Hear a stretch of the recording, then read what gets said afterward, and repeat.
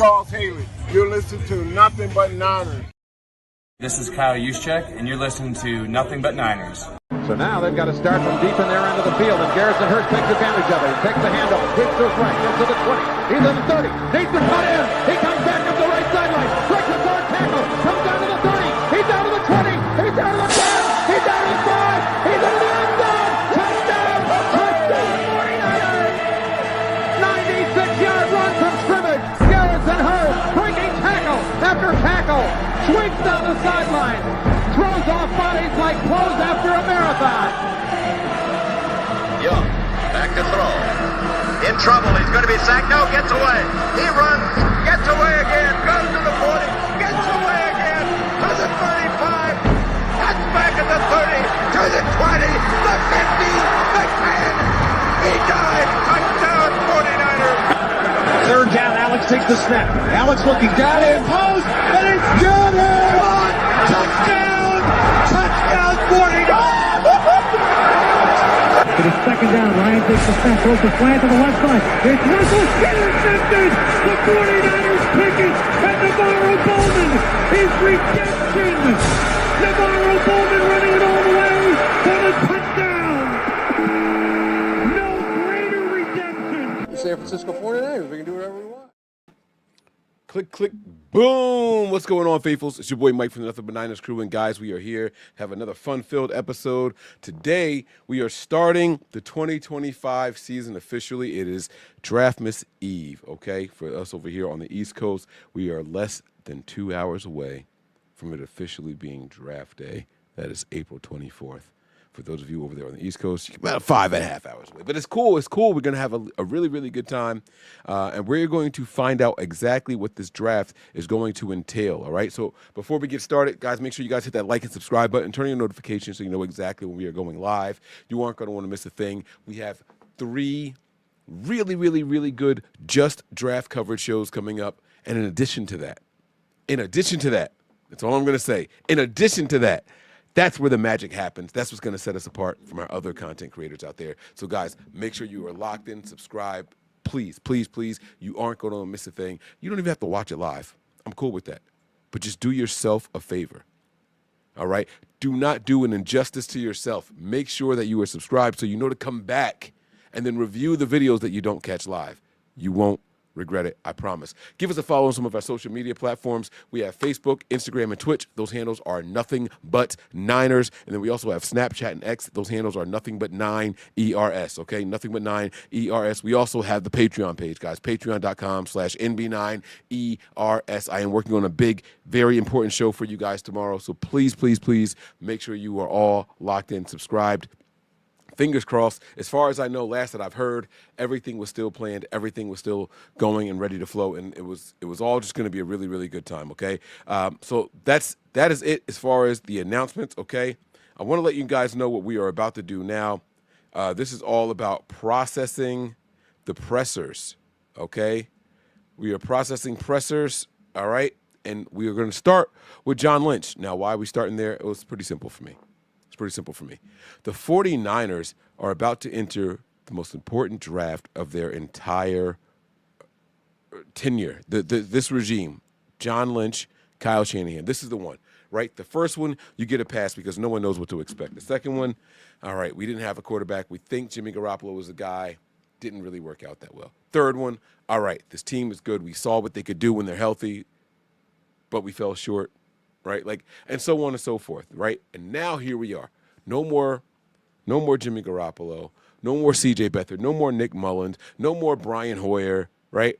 No more Trey Lance. We've got the guy at the quarterback position. We've got the guy at the running back position. We've got the guy at the wide receiver position. We got the guy at the tight end position, right? And all of those holes are filled, right? Then we flip it over to the defensive side of the ball.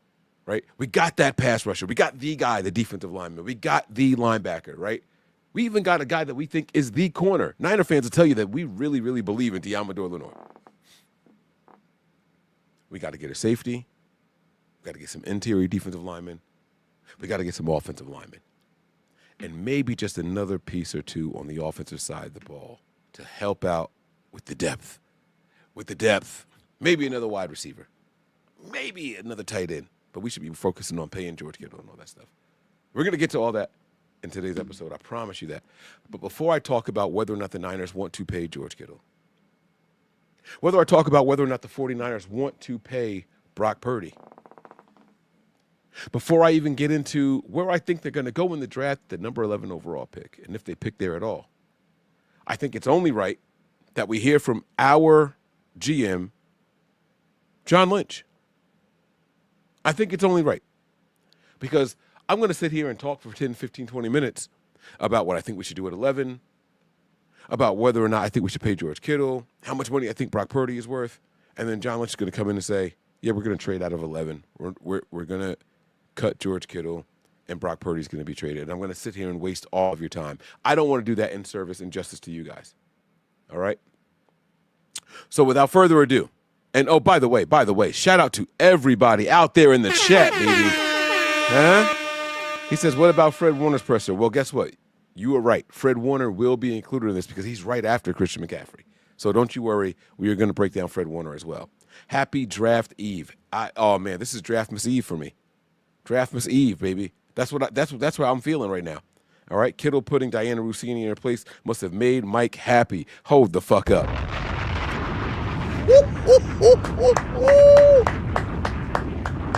Yes. Huh? Yes. Yes. One more bomb for it. Let's go, George. Yeah. I've been telling y'all that this woman is a fraud. She is an absolute fraud. What she does is she comes up with an idea. And here's the crazy thing. I think the ideas are good. I think they're grounded. I think they're rooted in some of the evidence that supports what she's saying. But then she does this stupid thing and says, according to sources, right at the end of a good idea, right? I would be concerned if George Kittle didn't show up to 49ers voluntary camp knowing that there's contract negotiations going on. It could suggest that he's unhappy with where they are in the contract negotiations. Period. Diane, great comment right there. But as soon as you put in per sources, the second you say per sources, now it's not even my idea. That's what someone told me. You are lying. Excuse me, bitch. You are a fucking liar. Now we don't care what you have to say at all. Just tell us you have an original thought in your head, and we'll follow you. We'll fuck with you. We'll support you. But you keep doing this whole per sources. Stop it. Stop it. And until she stops doing that, I won't support her. I can't support her. Not every single thing that you post is from a source. No one is that connected. Ian Rappaport shares his own ideas and thoughts. Everything this woman posts is per sources. I've heard. No, you haven't. You thought. The only place you heard it from are the voices in your head. And if you're like me, and that Jersey blood resonates in you, there's a lot of voices in these heads of ours. There's a lot of them, and they make us look a little wonky at times. Sometimes we spot on. We don't have to attribute it to sources. We have to say that we heard it from somewhere, that this person told us that. Just stop, Diana, whatever the hell her name is. Stop. It's not necessary. It's not necessary. Shout out to Ernesto. Shout out to Justin in the building. My man Joe is in the building, man. Come on, man. Huh? Let's go, man. Come on. I love seeing our people in the building, man. Party horns for you guys. Round of applause for you guys, man. Let's go. Shout out to you guys, man. Shout out to you guys. All right. With no further ado, let's go ahead and bring John Lynch in. Let's have some fun. John Lynch is going to break down these pressers here. Here we go. All right. Let me know if you guys can hear it, okay? First thing, hopefully everybody had a great weekend. I wanted to start by passing on some prayers and condolences for a member of the NFL community, Matt Turpinning, who is the college scouting director for the Indianapolis Colts. On April 12th, lost his wife unexpectedly, Coral. And, our scouts was at home doing some work on the draft, and our scouts called, and they were really shooken. Those guys shaken. These guys are out on the road constantly. These gals are out on the road constantly. It's a really close community. And, a lot of our, I don't want to say a lot, some of our staff went to the funeral this last weekend, but to the Colts, I was on the phone with Chris Ballard today. To the Colts family, we just wanted to let them know we're thinking of them. Tough time for that to happen. Any time is a tough time. So wanted to pass that along. Hate to shift to a matter of business, but one.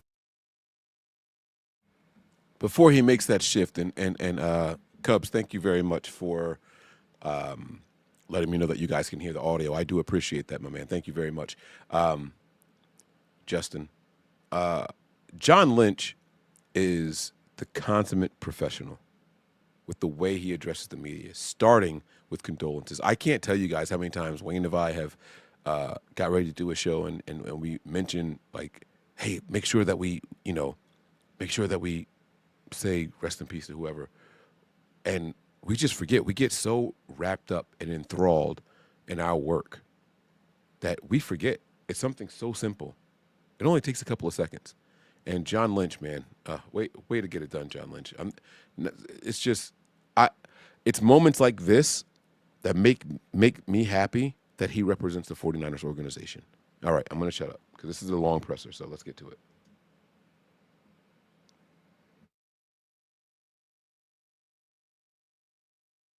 One note that I haven't seen you guys for some while, I wanted to announce that Dustin Perry has been named our Vice President of Health and Performance.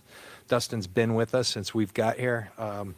At the end of this season, we interviewed kind of a global search for that and looked at all angles, people from rugby, people from football, people from basketball, different sports, and we ended up right here in our own house with Dustin, who's been a valued member of our community. So we're really happy and proud for Dustin and excited with his leadership where we can get.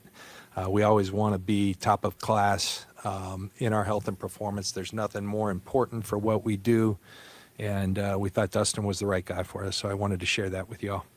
And with that, I'll open it up questions about this year's draft. And just Tried to catch me with that. No, sir, you don't. No, sir, you don't. I know there's a minimum requirement. I got to play a certain amount of it, but no. Now, I think John Lynch tried to be slick there, right? He knows that they're going to ask about Brock Purdy's contract and Fred Warner's contract. Isn't that what I said? I thought I said consummate. Did I say constant? I don't know what I said.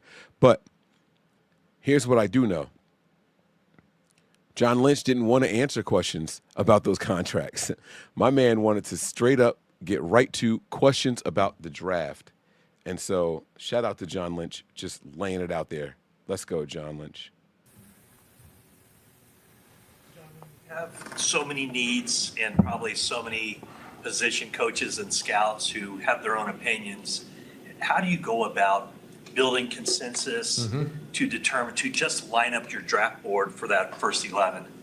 Yeah, we just go through our process. I think our process is one that I think because of our familiarity with so many people in our organization, it's a well-oiled machine. And we go through that process. And that process, encompasses a lot of things. It starts out last May, and our scouts are out on the road. And oftentimes I say last May, but they've been on these guys for 3, 4. Sometimes we're seeing now the 6-year player, still the remnants of COVID. And so you're getting players who have been here longer with NIL. Later in the process, we bring our coaching staff, our medical and performance staff. They're very involved. Our R&D staff, player engagement. And Matt, we have a process where we work through this, and real proud of that because, and to me, I think I've said this to you guys often, I think it's the best representation of our organization coming together as anything, because it really is a collective process, and ultimately decisions have to be made, but we really have heard everyone. used a word, consensus. Consensus is something we look for. When we have consensus throughout our organization and alignment, we do really, really well in the draft. We have our R&D guys look at that as they look at so many things, and so consensus is a big part of it, and I think it's a big part of the successes we've had. And when we've maybe tailed off from not having consensus is maybe when we've made some of our things we wish we could have back. So it's something we strive for. R&D, do they conduct polls within the organization? They do a lot of things. I mean, they look at every facet of the game. Our coaches, Kyle does a great job of allowing them in meetings. I mean, you guys have heard Chris Kasarik, and what's he do? He gets squatted over and get the what off, and so we have a GTFO grade, and that was born out of them just listening to Chris Kasarik, and so they take not just abstract but applicable things that they know that we covet, our coaches covet, we covet in our schemes, and they study it from research and development.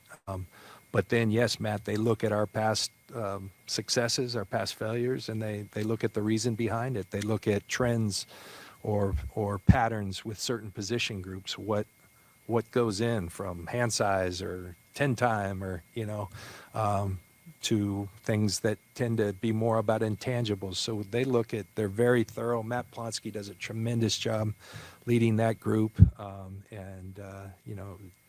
started when I got here. It was Kwesi. Kwesi did a tremendous job, and I think Matt Plonsky's even taken it to another level along with his group. So really proud of the work they do. Looking at defensive ends, John, what else besides the GTFO grade? what are like the other top 2 or 3 traits that you want to see in a defensive end? Yeah, so you hear us talk a lot about setting edges. You got to have the ability to set a firm edge. When we're playing that wide 9 technique, setting an edge, there's space, and so you have to be able to take that space away that is initially there, and so that's something we covet. And then obviously you take a look at can they put pressure, much like a wide receiver who can put pressure on a corner by coming at him first and foremost and threatening him with power and or speed. Very similar with an edge player is that they can threaten, and that gets a tackle or any player on their heels, and then their repertoire that Chris and his group does such a great job with coming up with a plan for each player that's specific to their game and then specific to their opponent. So we look at all those things, and we have a really good idea of what we're looking for. A follow-up to that on the defensive line, no secret what your needs there, but when you're trying to evaluate, production versus measurables and all the athletic abilities and things like that, how do you kind of mesh that? It seems like this year's class, there's guys who maybe heavy on production, not so much on measurables, and vice versa. That's a good question, and it's a good mix of that. And there's no absolute as to what exactly the right formula, because it takes both. You want to see skills that translate to what we do. But you also want to see that they've done it at a high level, or at least that there's evidence that they can do it. We believe if put in our system that they can translate. I think you generally. All right. We got some clues here. They're talking about edge guys that have done it at a high level. Does that take some of the small school edge rushers or smaller school edge rushers off the board? What does that say for a guy like Mike Green? All right. What does that say for some of my favorite guys like Fadil, right? Like later on in the draft, obviously. Does that mean that they're off the board? Maybe not, but they're talking specifically about at 11. So it's going to be very interesting to see where they go there. Sorry about the little spinning thing. I don't know why it's hesitating so much, but here we go. Come on. You end up struggling, though, when you project too much, because these guys have had ample time, and there's always circumstances and context that you take into account as to maybe why this guy's so talented, but he's never had the production. At some point, the production doesn't lie. So it's a good mix of those things, and I think the process kind of takes care of that. Tail end of COVID, and a lot of these guys with NIL having to kind of manage themselves from a business perspective. Are you seeing kind of more maturity from this class and maybe the last class and maybe in the past? Well, you hope it's mature. This was a great question asked by Tracy. I think that was Tracy Sandler. I don't know what John's going to say other than we hope it's maturity. I think we're seeing more immaturity. I think we're seeing a lot more players saying, if you're not going to use me this way, then I don't want to play for you. There was this clip going around about the pro day for Colorado and Deion saying, don't listen to those guys, do what you do, right? And that comes from the NIL deals. That comes from guys already making money in college and saying, like, make them accept you for who you are, not who they think you can be. You can call that immaturity. You can call it maturity. I don't know. It depends on how you interpret it. You know what I'm saying? NY to the Bay is in the building. I would love for him to join me. Mike, if you were up for it, shoot me a message on WhatsApp, and I'll send you the link, bro. Or shoot me a text even. If you're up for it, Mike, I'd love to get you in here. Let me know. All right, let's get back to it. Here we go. I can't say that all the time. I think the one thing, Tracy, if you're looking at it, I always like looking at things optimistically. And, I do think, I've talked to a number of college coaches, maybe one advantage, if you're looking, you can say, you know what, NIL, this is awful for football. And I think one positive, we get to see how guys respond to having some resources, and can they handle that? Are they, and then there's an added bonus that, typically I think we've all experienced. You got to make some mistakes with finances and things of those natures, the inherent pressures. And so we get to see a couple years in, how do they respond to having some money? Some guys can't handle it. Some guys handle it extremely well. And so I do think if you're looking at it from an optimistic standpoint, that there is some positive things that can come of that. Last year, everybody you drafted except for Renardo Green had transferred to another school, and it turned out that you were able to see how these guys could adjust to a new system, and maybe that helped. Are you seeing a ton more guys that in the draft this year that are the same thing? Do you think it'll happen again? There aren't many who haven't. I tell the story often that when I came here in 17 in our first draft meetings, and the ones I had done with the Broncos before, I used to stop the meeting and say, hold on, why did he transfer? What's wrong with him? Let's look deeper into this. And now it's the rarity when a guy, hey, this guy's been at one school for 5 years, and like, what's wrong with him? Nothing's wrong with him. So there is a different dynamic. The one thing you can't let, like your old school views, like, man, this guy's transferred everywhere he's been. That's kind of the way of the world right now. And I think you look into the reasons why, because that might tell you part of the story and the makeup as to who this kid is. And then I think at other times you appreciate this guy could have transferred. He had a lot of smaller school guys that had a lot of opportunity, but they stayed loyal to that school. Or sometimes that makes you think, man, was he afraid of playing at a higher? So there's so many different ways you can go down it, but you try to identify, okay, and then I think you certainly don't penalize them for that, because then you'd be penalizing most of the players in this draft. Set up, you probably need to find multiple starters, especially on defense. Last year was clearly a good example of that, but why do you believe that you can repeat that same success this year? I'd tell you that I think generally people probably create narratives that fit to their needs for how this draft plays out. I don't think we do. I do think the hallmark of this draft, I was talking with some of our guys before I came down, I like the depth of this draft. I like that there's a lot of quality starters throughout this draft, and I think it runs deep into day 2 and even into day 3. I think with our process and knowing what we like and knowing that really well, who we are and who we want to be, I think there's a lot of starters in this draft. You could argue that maybe the high end in the front isn't as deep as it might have been in other years, but I think the quality depth that runs deep into this draft is a strength of this draft. And this is already an interesting take. John Lynch saying that he thinks they can get starters even into day 2. So the first 3 round picks, regardless of what position they play, guys, the Niners are looking for starters. He's already given us something here to take away from. I'm going to rewind it a little bit just so you can hear his words one more time. But this tells me that they're looking for starters with their first 3 picks, regardless of where they are. Even if they trade That's where it's going to be, okay? I see the Super Chats. I will get to the Super Chats by sections, right? If you enter a Super Chat right now, I will get to it after the John Lynch presser. And then when I move on to Christian McCaffrey, and then when I move on to Fred Warner, I'll get to them after each presser, all right? So you guys can keep them coming. I will get to them. I guarantee it. We do. I do think the hallmark of this draft, I was talking with some of our guys before I came down, I like the depth of this draft. I like that there's a lot of quality starters throughout this draft, and I think it runs deep into day 2 and even into day 3. I think with our process and knowing what we like and knowing that really well, who we are and who we want to be, I think there's a lot of starters in this draft. You could argue that maybe the high end in the front isn't as deep as it might have been in other years, but I think the quality depth that runs deep into this draft is a strength of this draft. And, that's exciting for where we're at.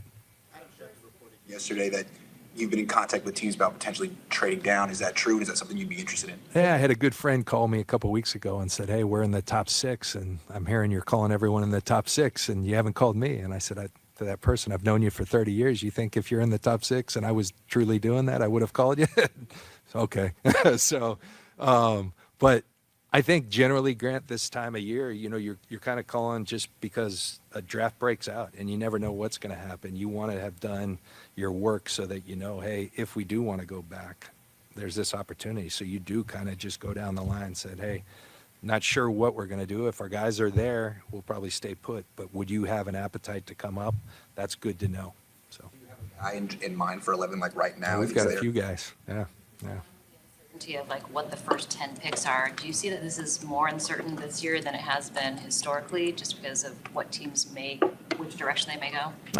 I think when you're drafting 32, there's even more. So I think each step that you're back further, there's more variables that are involved there. So I think it's just you do your work, you grade every player, you have a lot of conversations at the highest level, Kyle and myself, Jed even, as to here's what we want to come out of this draft with, our coordinators, and then you take it to the whole group. And we rely a lot on our scouts. Tomorrow we'll get in there and our scouts will we call it table talk. They stand on the table and they say, this is the 3 guys I'm most convicted about in this draft at any kind of for the value. And so it never stops. It will go right down to the pick. I mean, we'll have a pretty good idea. We'll have it ranked as to, okay, if this guy's here, we're going here. If this guy's not here, we're going here. Or, it makes it really fun. And you got to think on your feet. And I really enjoy it. So it's one of the things. This is crucial right here. This table talk thing. I like this. We heard about Kyle standing on the table for Joe Williams, right? And not to point out the flaws in any players. However, it's the mindset going into the draft. If someone is extremely convicted about one of these prospects, the team is likely to really go out there and go for them. So I'm going to play that back again. I want you guys to really catch these little nuggets he's giving us. There's more variables that are involved there. So I think it's just you do your work. You grade every player. You have a lot of conversations at the highest level, Kyle and myself, Jed even, as to here's what we want to come out of this draft with, our coordinators, and then you take it to the whole group. And we rely a lot on our scouts. Tomorrow we'll get in there and our scouts will we call it table talk. They stand on the table and they say, this is the 3 guys I'm most convicted about in this draft at any kind of for the value. And so it never stops. It will go right down to the pick. I mean, we'll have a pretty good idea. We'll have it ranked as to, okay, if this guy's here, we're going here. If this guy's not here, we're going here. Or, it makes it really fun. And you got to think on your feet. And I really enjoy it. So it's one of the things I enjoy most about this job. It's a new era where you see more coaches and GMs communicating and collaborating more. It seems like kind of old school. There were GMs that made the decision and didn't matter what the coach wanted. I don't know. I think it's what we've always done, and I like it. I always tell our scouts, I always tell our coaches, I was a byproduct. I ended up having a decent career and ended up being able to, play 15 years. But for the first 2 years, I struggled to get on the field. And I didn't know at the time, and I take some full accountability for, not being good enough at that time. But I was thinking to myself, I left a baseball opportunity to go to the worst organization in football, and I can't get on the field. What's wrong with me?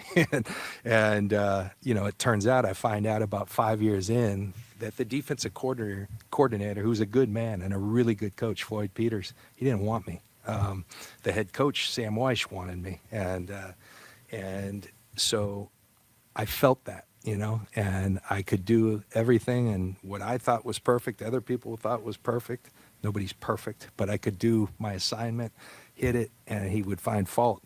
And Floyd and I later had a really good discussion, and he goes, it's not that I'm okay if there's 3 players, and I didn't get the guy I wanted, but I was good with all 3. I didn't want you. I'm fine saying that, and I screwed up.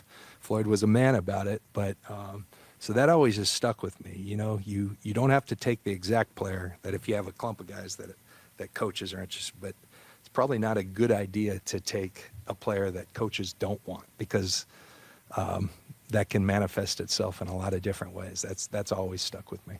So. You've been doing this a number of years now, and there have been some people who say there's going to be a lot of trades this year. Mm-hmm. Do you get a feeling for? Before he gets back into this trade talk, right? John Lynch said that he got a call from a buddy of his picking in the top 6. Now, he didn't say who, and I'm not going to speculate on who. We all know the teams that are picking ahead of us. But this buddy gave him a call and said, I heard you're calling around the top 6 and you didn't call me. What's up with that? He didn't say we're not looking, all right? He didn't say we aren't looking to trade up. Guys, we have 11 picks. If there's ever a draft that this team is going to be looking to trade up in, it very well could be this one. And that's a nugget all in and of itself. I said on Wayne's show earlier today that the Niners may not be picking at 11. He said, what's the percentage? I said 35%, 35% chance the Niners aren't picking at 11. John Lynch kind of just said, yeah, that's right. If the right people start to fall, we could move up. If multiple people fall, then we could move down, because they have a list of 3 players at every pick that they want to get. So this is all really good for us to hear, and we are going to know just exactly how deep this draft is for the 49ers. For the 49ers. All right. This cycling thing is for something like that at this point in relation to the draft, or is it just random year to year? What I believe, I feel like there's a lot of people trying to go that way, probably because what I talked about, the quality of starters that run deep into this draft. And generally when everyone wants to do the same thing, there's not as much opportunity. So I think early in the draft, that's what I feel. A lot of people are going to end up staying put because everyone's trying to do the same thing. I think every time we say that, somebody throws a wrench in it, and then it's kind of a free-for-all. So John Madden, at Fox, one of the things they used to say, you do all this pre-produced stuff, and Madden used to, what happens when a game breaks out, and I think it's the same thing with the draft. You can have all the plans in the world, but a draft is going to break out. A bunch of different things are going to happen, and we'll see what happens. But my inclination is, at least in the first round, I think a lot of people are probably going to try, but when everyone's trying to do the same thing, there's not much opportunity to do so. The depth at certain positions impact what you do in round 1. Maybe if you can get a guy, filling in on day 2 at a certain position, and maybe not so. Right. I think the most important thing, I think anybody, and yes, there's certain teams that don't draft to need, and that's a core philosophy of theirs, that they're not going to let need ever enter the. I think they believe that, but they're not always doing that. You have to address your roster at some point, but I do know that especially in the first round, we have a relatively high pick. You can't go wrong picking a quality player, and if that isn't like a glaring need on your team, that's all right, because this guy, this player is going to end up playing for you and contributing and hopefully moving the needle. And so I think you have to it's a fine balance between drafting towards need, especially when you're drafting up high. I think you got to be cognizant that you can't go wrong taking really good quality players. That you guys kind of go the defensive route throughout the draft, which I'm sure that's on your mind when you go into this draft, knowing that your defense coming into next season may be on the younger side. How much more comfortable does it make you to know that you guys have brought in Robert Saleh, someone who, of course, has a great track record on the defense side? It gives a lot of comfort. Robert's a really good football coach, and I think has a lot more experience now than when we last left them. And so it's been really fun being in the draft meetings, and Robert.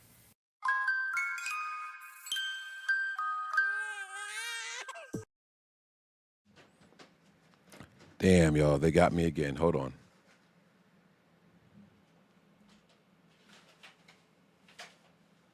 All right, I think I got it back and up and running. Here we go.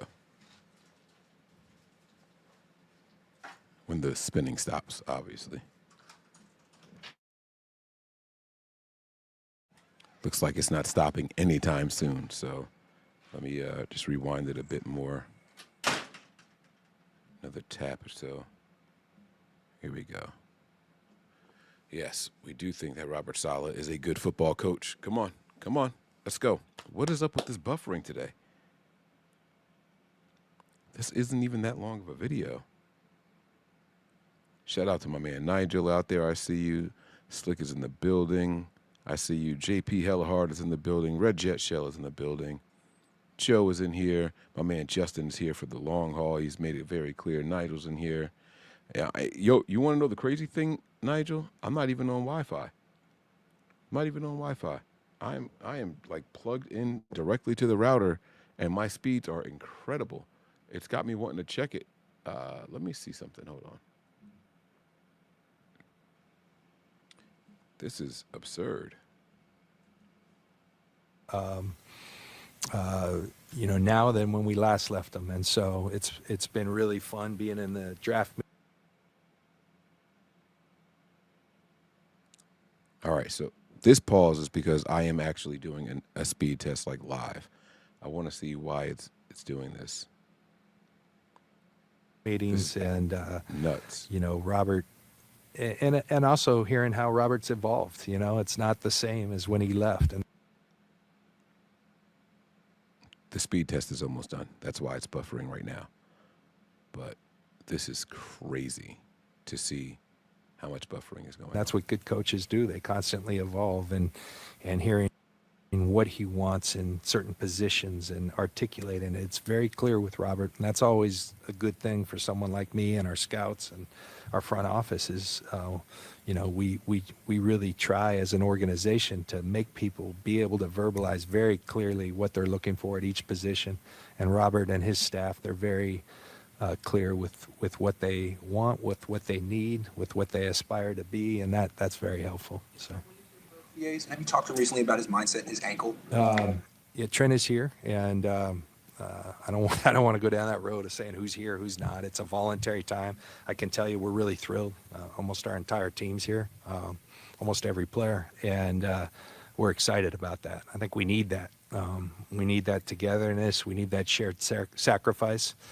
Having said that, we got a lot of great players and great people that have intrinsic motivation, and whether they're here or not, they're going to be working, and we trust that. We believe in that. So, but it's always nice to have you guys here, and Trent's doing really well.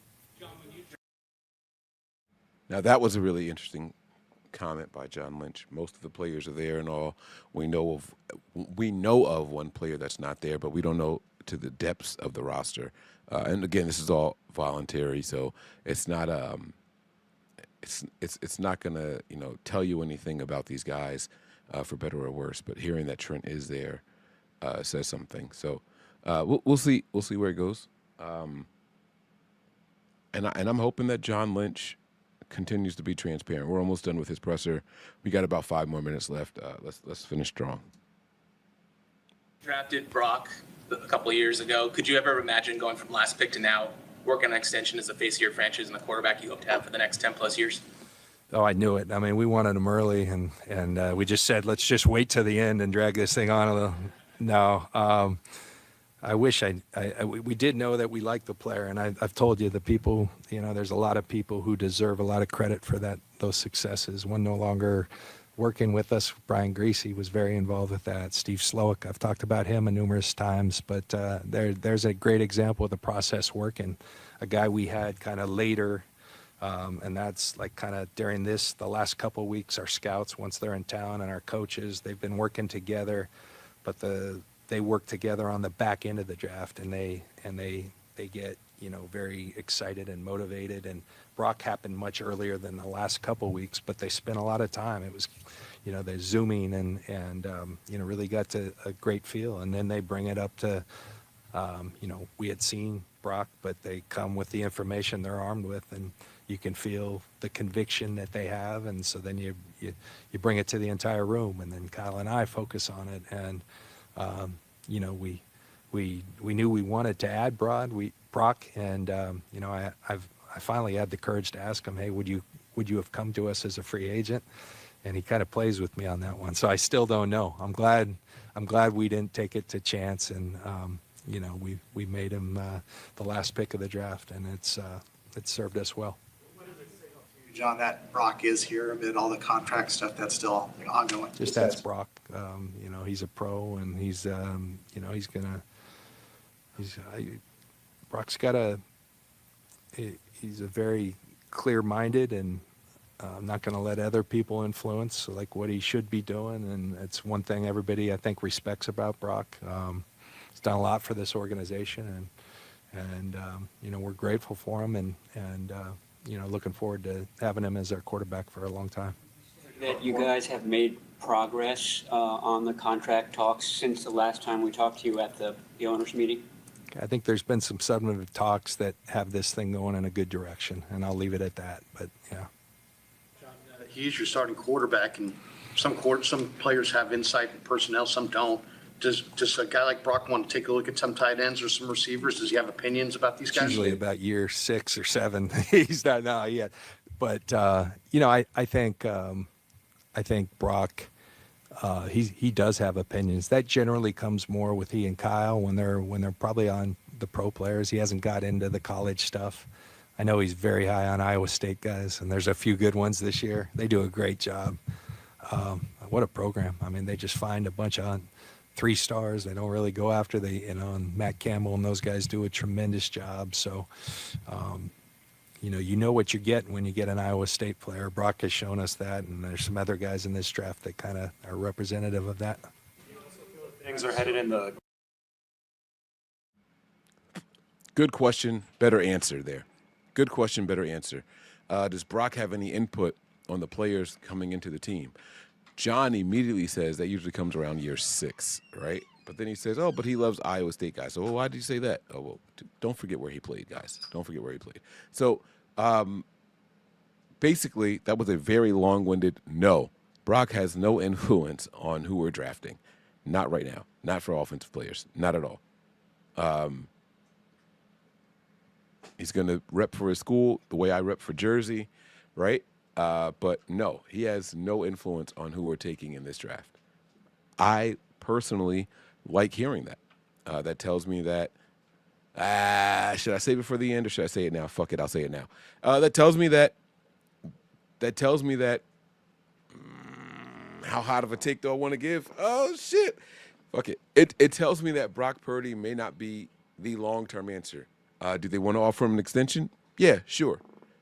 But we're not asking his opinion on the types of players he wants because we're going to continue to build the roster around him, and he's going to have to work with what we're giving him. Period. End of statement. I hope I didn't say anything too flagrant, and I hope I was clear with what I was saying.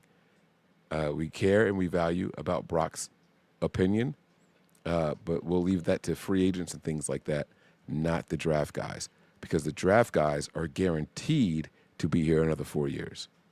The pro guys are the guys coming in for 1, 2, maybe 3 years, depending on the type of deal that they sign. I thought that was very, very key, very critical. Great answer by John Lynch there. Maybe you guys completely disagree with what I'm saying, but it's cool. I like that answer a lot. We're in a good direction with George, and do you expect him to be here for the 11-on-11 OTA portion of the offseason? We'll see on that. These things are voluntary right now, but again, with that, we've had good communication, good talks, and we'll see where that goes. Last one. There was a story in which Devontae Adams said you were among many teams that expressed some interest in him and made it clear, like, this is our financial situation. Yeah. Was that, were there other guys, like notable names where you at least like say, hey, we'll have to take our, might as well like take our shot and be realistic about where we are financially and just see what happens? Yeah. Corey made me aware of that quote, and I saw the quote, and it said his agent had told him that. That wasn't me. I've always had a great deal of respect for Devontae. That didn't line up. He's on a division rival. We're going to have our work cut out covering him and playing against him. He's a really good player. So if there was any disrespect taken, none was intended. I'm sure. Kyle didn't talk to agents. Yeah. You tell us how many draftable players you have. Nah. We're not letting that go. We're not letting that go. I'm going to cross my arms like John Lynch here. We're not letting that go. John Lynch is sending a message. Some of these agents are full of shit. Now, you can believe him or you cannot believe him. But he said that it didn't come from me, the GM and VP of the team. And then towards the end, they say, well, did it come from maybe Kyle? He says, and I quote, Kyle doesn't talk to agents. That's more key. Forget the Devontae Adams things for 1 second. When everyone's like, oh, Kyle stepped in the 12th hour and 13th hour and said the 24th hour, 20th, whatever the expression is, and said pay him whatever. Kyle does not talk to agents. That is pivotal. That is super crucial for understanding how this team is built and how it's put together going forward. Now, John Lynch didn't say who does talk to agents, but he says that didn't come from me, and Kyle doesn't talk to agents either. Action with George, and do you expect him to be here for the 11-on-11 OTA portion of the offseason? We'll see on that. These things are voluntary right now, but again, with that, we've had good communication, good talks, and we'll see where that goes. Last one. There was a story in which Devontae Adams said you were among many teams that expressed some interest in him and made it clear, like, this is our financial situation. Yeah.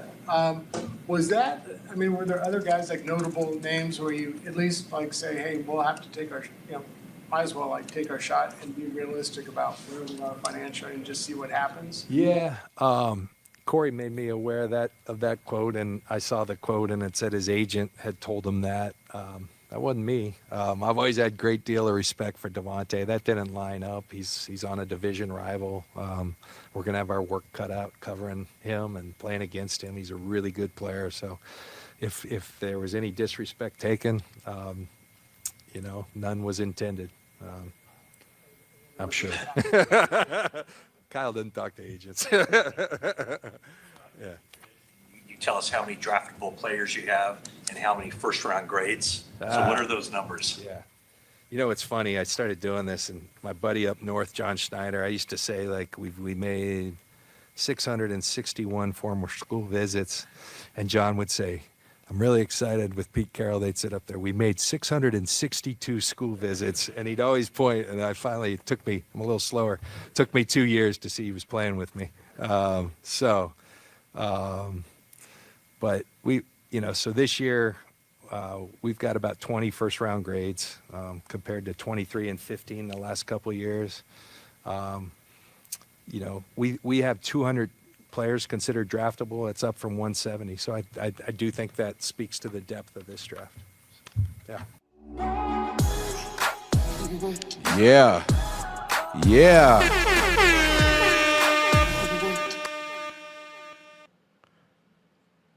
I like that. I like it. I like that a lot, man. So John Lynch is making it clear, like, guys, listen, if you think that this has anything to do, if you think that, we aren't doing our research out there, you're wrong. 200 draftable players, 20 guys with a first-round grade. They only plan on picking once. Maybe twice in the first round, maybe twice. If they trade up, only once. If they trade back, maybe twice, right? But there's 20 guys in here that we have first-round grades on. But 200, which is up from 170s. I like that. I like that a lot. And it goes to speak to what they think is the depth of this draft class, specifically amongst the defensive linemen. He didn't go out there and say the categories. I think there's some good corners in this draft that can come in on day 3 even. I think day 2 is a sweet spot for the corners. I think the best corner in this draft is going to come between picks 25 and 48.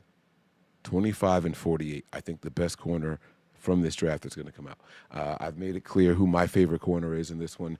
Azariah Thomas is the guy that I think is going to be the best corner overall. But there's some other guys out there that may be better. Harrison, that he ran 4.28 40, and that made a lot of people open their eyes. But then when they go back and watch the film, it actually adds up. It actually matches, right? Harrison might be the best man-to-man corner in this entire draft. That is with me saying that Thomas was my favorite guy weeks ago. But then you step back, you put your pride to the side. You make a hot take like that, and then you try to listen to see what it's going to be, how it's going to shape out. And you're like, you know what? Maybe there are some guys better. And the only person that I like more than Thomas right now is Harrison. And it's not because of the 40 time either. I couldn't care less about 40 times when it comes to any of these players. I want to know what the film says. And Harrison is a really, really good man-to-man guy. Sticky as hell. Sticky as hell. I love it. I love those sticky cut type corners. But yeah, so let's get to this section of the Super Chats. I believe there was only one. I could be wrong. But let me find my ticker, and then we will get back to breaking down the chat here. All right. Blackbeard has the first Super Chat of the evening. Would it be beneficial for the Niners to give Brock Purdy an incentive-based deal? Yes and no. Yes and no. Right? The base has to be the base, right? You're not going to get Brock to sign a deal that averages $30 million a year, but if you make the Pro Bowl and if you make the All-Pro and if we win a Super Bowl or every playoff win, you can get up to 45. That's too big of a gap. That's too big of a gap for us to do something like that with the starting quarterback. So there's pros and cons to the incentives that he could potentially be earning, right? You have to make sure that it's a deal that his agents are going to tell him he should sign, and that starts with the APY, average per year, and the guarantees. But you definitely want to include those escalators, right? And I believe that Brock Purdy believes that if we can just secure 4 positions, this team will make the playoffs. And if you can base my incentives on wins, if you can base my incentives on wins is a team thing, not a quarterback thing, by the way, right? If you can base it on wins and depth into the postseason, that's one incentive I definitely want, because we've seen this team win games in the postseason where the quarterback only completed 8 passes, and we won those games by double digits, right? So cool. You want those kind of incentives. Then you want the extra added incentives, but those incentives, in my opinion, have to be a little less.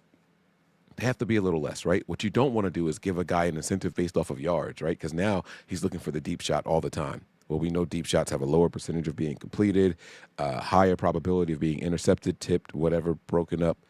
So those you don't want your guy doing. Touchdown to interception ratio, right? Maybe something like that, right, where you control it. But some of those things are also out of the quarterback's control. So incentives can actually benefit the Niners, but you got to do it the right way. And the last part of the Super Chat is, any ideas on what that deal will look like? I have no idea. I have no idea. But the market is the market. I've been saying it for a long time.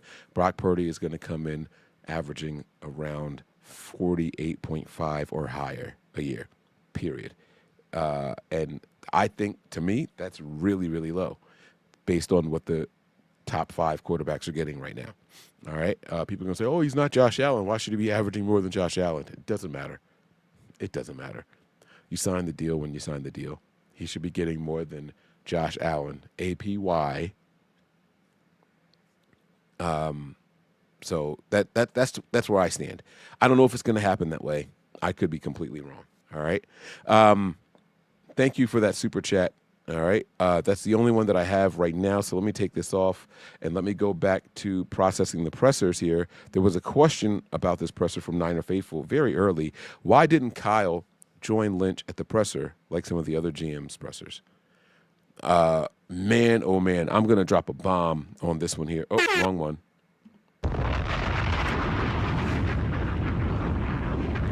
I think this is a phenomenal question. This is an absolutely knock it out the park question here by our guy Niner Faithful. And here's why. I'm trying to think of the approach I want to take with this. Okay, I got it. Prior to hearing from John Lynch, at the conclusion of the first 3 weeks of free agency, it was very clear that this draft is pivotal in the future of the 49ers. Okay? And if the Niners fail in this draft, and you guys can come up with your own scale and grading scale and all that, here's what I will tell you. Whatever grading scale you come up with should not be based off of mock drafts, should not be based on overdrafting somebody or finding a steal, right? Because those are all things that happen prior to playing, right? It's going to be at the conclusion of the season what these 11 picks or however many we end up with, what they contribute to it. And I am of the belief that if this team does not succeed with this 4th place ranked schedule, one of the easier schedules going into the season, by the way, because all these teams are going to improve. We don't know how it's going to pan out, but going into the season, if this team does not make the postseason, if this team does not win at least a playoff game, I think it's time for the 49ers to part ways with someone, whether it be John Lynch, the GM, or Kyle Shanahan, the head coach, or both, or another defensive coordinator, or another special teams coordinator, or some of these players that are getting long in the tooth, right? I think that it will be time for a significant change. Shake up the core of this team a little bit, so to speak. Shake up the mindset and the mentality, whether it be how to acquire talent, how to pay talent, maybe Prague, right? The cap guy, maybe he gets a new assignment and he's taken out of that role. But some significant change will have to happen if the Niners have a disappointing season this 2025-2026 season. And so I think the reason that Kyle Shanahan is not here is to start making that separation early. I think that the team knows how pivotal of a draft that they're facing right now. And so if you got John and Kyle sitting there, it's going to be, well, who's to blame? Who's to blame, right? And so if we can't figure out who the blame is going to, now I know that Jed York will know who the blame is going to. Jed York is going to ask those questions. Who was responsible for this guy and this guy and this guy and this guy being drafted? Who was responsible for this free agent, this free agent? Who was the one that said we shouldn't pay that free agent who just did X, Y, and Z during the season X amount of dollars? Who was responsible for making those decisions? You, my friend, are costing us wins, success, and you have to go. And so the best way to differentiate yourself is to separate those pressers. I could be way off in my assessment, and it wouldn't be the first time. Or I could be spot on, which also wouldn't be the first time. And so I think that's why Kyle Shanahan was not sitting here and doing this with John Lynch. I think that's a reason why they separated all, because now it's time to say, hey, we got the right head coach, we may not have the right GM. Or we have the right GM, we might not have the right head coach. We have the right cap guy and the right GM, we might not have the right head coach. We might have the right head coach and the right cap guy, but we have the wrong GM. Sometimes the GM is handcuffed by the cap guy. So maybe we have the right GM and the right head coach. But if we could have got the talent that they wanted because we were willing to pay a little bit more, structure it a different way, so now it's not the right cap guy. I think those are the three guys who are going to be under the spotlight this coming season, and they're going to do their best to separate themselves from each other this year. As of right now, it has been the Kyle and John show, and they are like this. They're in lockstep with each other. But now we're going to break it up a little bit, all right? So that was a great question there. I really, really do appreciate it. And Redjet Shell, she said something here. Be ready for another disappointing draft day. I'm just saying. Red, come on. Now, you know I fuck with you. You my girl. And I'm not saying that you're wrong at all. I think that no matter who we pick, no matter who you are, there's going to be a ton of people that say we should have taken this guy instead. It's going to happen on day one. It's going to happen at the conclusion. We can go out there and make a move for Abdul Carter. And other people are going to say, well, we shouldn't have traded those picks up. We should have stayed where we were, and we could have got this guy who's going to be just as productive as an edge rusher, right? There's going to be people who are going to be upset. So a disappointing draft day, that's like a 90%, yeah, for sure. But it's going to be what happens at the conclusion of the season. And so you shouldn't be judging a draft based off of the day of the draft. You shouldn't be judging a draft based off of the first 3 weeks of a season. You shouldn't be judging a draft at the conclusion of a first season because these players are supposed to develop. These players are supposed to grow. No college player is supposed to enter a team and be a finished product. That's a direct reflection on coaching, on scheme, on time invested in the methods in which you try to develop these guys and their talents. So a disappointing draft day, the day of the draft, 90%. You knock that out the park. But to me, that's a low-hanging fruit type of comment. Again, not a shot at you, because I think there's a lot of people out there that are going to feel the same exact way that you echoed here in this comment. But I just don't think that it's a fair assessment to make on the day of the draft. No move that the Niners make is going to be viewed as the perfect move. It's just not going to happen. I don't care if we move all the way up and somehow acquire Abdul Carter. I don't care if we trade back and finish with 3 first-round picks. No one's going to like it. No one's going to like it. They're going to say, oh, man, we were at 11 and we traded back to 13 with the Dolphins and we acquired this pick and that pick and blah, blah, blah, and we got these guys, but we should have just stayed there and we got this guy. We should have moved up. No matter what the Niners do, there's going to be a loud crowd that's going to say it was the wrong move because they've watched so many mock drafts, because they've done so many mock drafts. You are not going to please the multitude on the day of the draft. Prepare for the disappointment. I agree with you in that sense. But it's going to be way too early to tell. All right. So I hope you took that the right way. Please don't take it as a personal attack because that's not what my intentions were at all. Okay. And she says here, she explains herself. The reason I say be ready to be disappointed, since it has always seemed to be the promising day that ended up being empty promises when the season is over. That's the part right there. Boom. It's when the season is over. That's it, right? And then how do we judge that, right? Let's say we trade up and get Abdul Carter. And then I'm going to knock on wood because I don't want this to happen. I'm going to cross some fingers. He gets injured in week 5, and it's a season-ending injury. Was that a bad pick? Was it a fail? Unfortunately, we need 2 or 3 years to assess these players, at least 2 or 3 years to assess these players. There's a lot of people who thought Kinlaw was a wasted pick. And I've heard some of those same people, myself included, saying, I wouldn't mind Kinlaw being back on this roster. So, it's going to be one of those things. We're going to see people upset, and they're going to feel justified in what they say at the end of the season. But that doesn't mean that those people, myself included, were right. We just got to kind of take it with a grain of salt. All right? Thanks for explaining, though, Red Jet, and I hope you didn't take that personally, okay? Let's get to the next presser here. Again, if you guys have any more super chats pertaining to the pressers, we'll get to them. Let's go ahead and rock out here. We got Christian McCaffrey up next. Here we go, baby.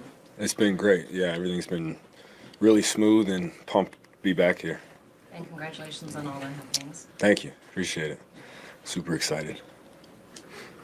Christian, can you just take us through how are you feeling and just how has the recovery been, not only from, what bothered you early in the year, but also late in the year? I'm feeling great. Yeah, I mean, it's been such a smooth process, a lot of hard work. As soon as that injury happened in Buffalo, I was that was my goal, was to not miss a day of OTAs, be back ready to go with nothing hindering me, and that's where I'm at. About when did your knee feel normal? It went by pretty quickly. I don't remember the exact date, but I got to a point pretty early in the offseason where I was training full speed, ready to go. Christian, this business is so, I got a challenge for you guys out there watching this, okay? Here's the challenge. I want you guys to go back and look at the seasons in which Christian McCaffrey missed significant time due to injuries. And then I want you to go back and look at his production the following season. Without telling you what you're going to find when you look this up, I want you guys to know that I already believe CMC is going to be an MVP candidate at the conclusion of this season. That's all I'm going to say. That's all I got. I could be wrong, but I really sincerely believe that Christian McCaffrey is not only going to be back, not only going to be durable, he's going to be really fucking good. We're going to be walking around saying things like this. Shit, that nigga had me scared, but I held my own. Fuck that. That's how we're going to be feeling, right? A lot of people are really hesitant. Do we have to draft another running back early, right? Do we have to get a running back in the first 3 picks? Because we don't know how Christian McCaffrey is going to return. I think he's going to be just fine, more than just fine. I think he's going to be good. I think he's going to be more than good. I think he's going to be great this season. I think he's going to be great this season. I could be wrong. Maybe there's another injury. I don't know. I have no idea. Maybe people are going to blame Kyle. He overused him. I will say this. You got the highest paid running back in the NFL. There's no such thing as overusing him. Put his ass out there and let him cook. Let him cook. You know the best way to hide the deficiencies in an offensive line? It's a good run game. You know the best way to hide the deficiencies in a defense that can't stop the run? It's a good offense. And a good offense that can run the ball is the best one. Because now if you got a bad quarterback, you got a bad offensive line, but you can still produce running the ball, you're eating time off the clock. You're always going to be in third and shorts. And you should win some games that maybe most people think you shouldn't because of the time of possession. The run plays keep the ball going, keep the time clock running. And every time you run the ball, it is less time that the opposing team can touch the ball. The less time they touch the ball is the less opportunities they have to score, regardless of what your defense does. I'm not saying that if you just run the ball successfully every single play, if you average 3.5 yards a pop, yeah, it's a first down every 3 runs, right? I understand that. I know the math. But that doesn't mean that everybody else can just take the day off. However, it will help. It will help a lot. The Niners just couldn't do it last year. Not consistently. All right? Let me go ahead and get back into it.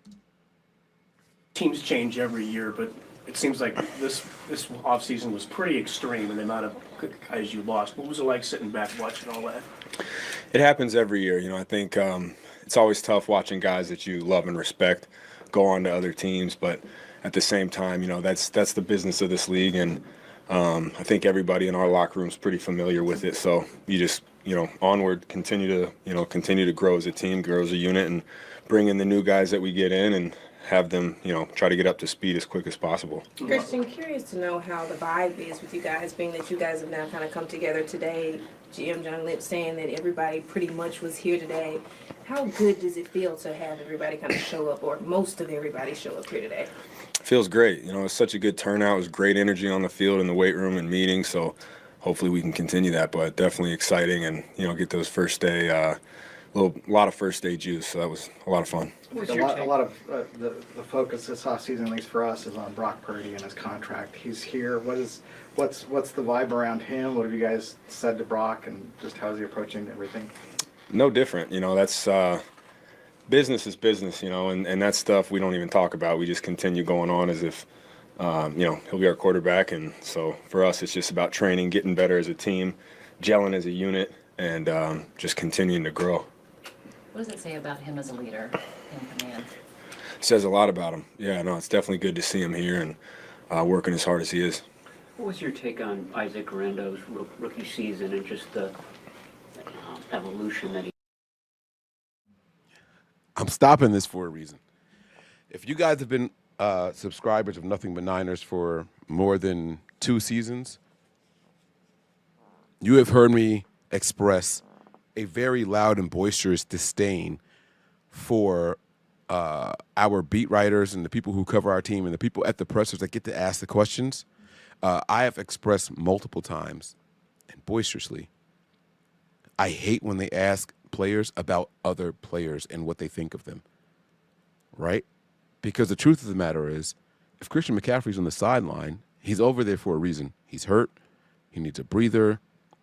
Whatever. His focus shouldn't be on, oh, wow, man, that guy really hit the B gap really good and blah, blah, blah. That's not it. It should be about recuperating, right? They do this shit all the time, and I hate when they ask those questions because those guys usually don't see what other guys do. This time, it's a little bit different. He missed a significant portion of the season, and he had nothing better to do than watch what other running backs were doing. Now, there was Mason, there was Guerendo. Mason's gone, so who gives a shit about what he thought about Mason? But Guerendo is here.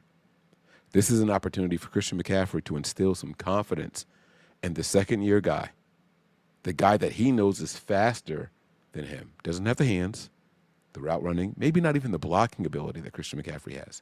But this guy has more speed. And this is CMC's opportunity to lift and elevate the mindset of a young up-and-coming running back in the NFL. This is a pivotal moment right here before the draft and heading into the season. Yeah, no, it's definitely good to see him here and working as hard as he is. What was your take on Isaac Guerendo's rookie season and just the evolution that he took last year? I thought it was great. I thought, to watch how he grew throughout the season, a lot of times as a back, just getting the reps is so valuable. But, to see him in the meeting room and how he approaches the game, how hard he works and how good he wants to be, he's definitely somebody that pushes the pace in the room, and I'm excited for him this year. I don't have much to say. I'm just going to give him a round of applause. Wow. Wow. Wow.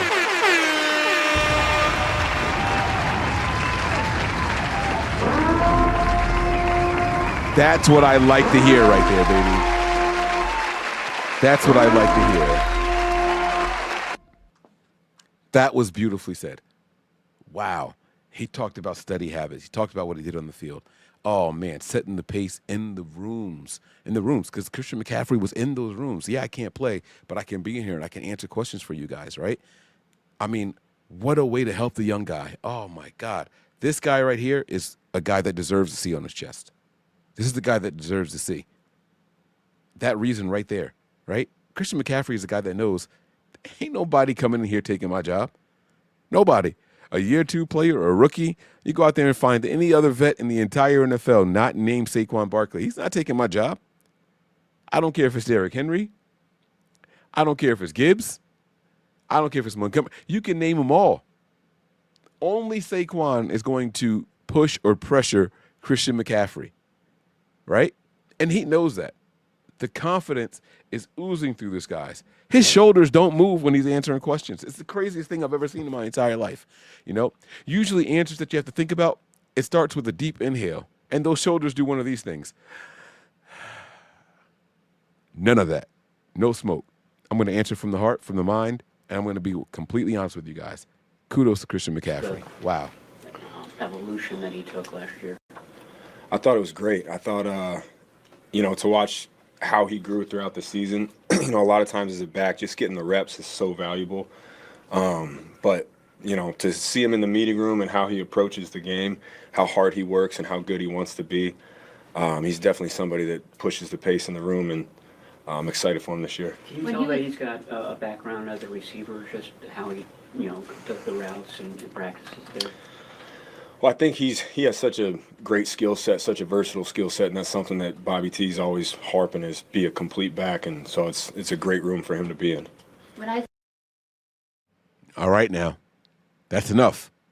2 questions on one player, to a player. That's it. I don't want to hear any more. I don't want to hear any more follow-ups. I got a feeling we're going to. I don't want to hear any more follow-ups. It's not necessary. It's overkill.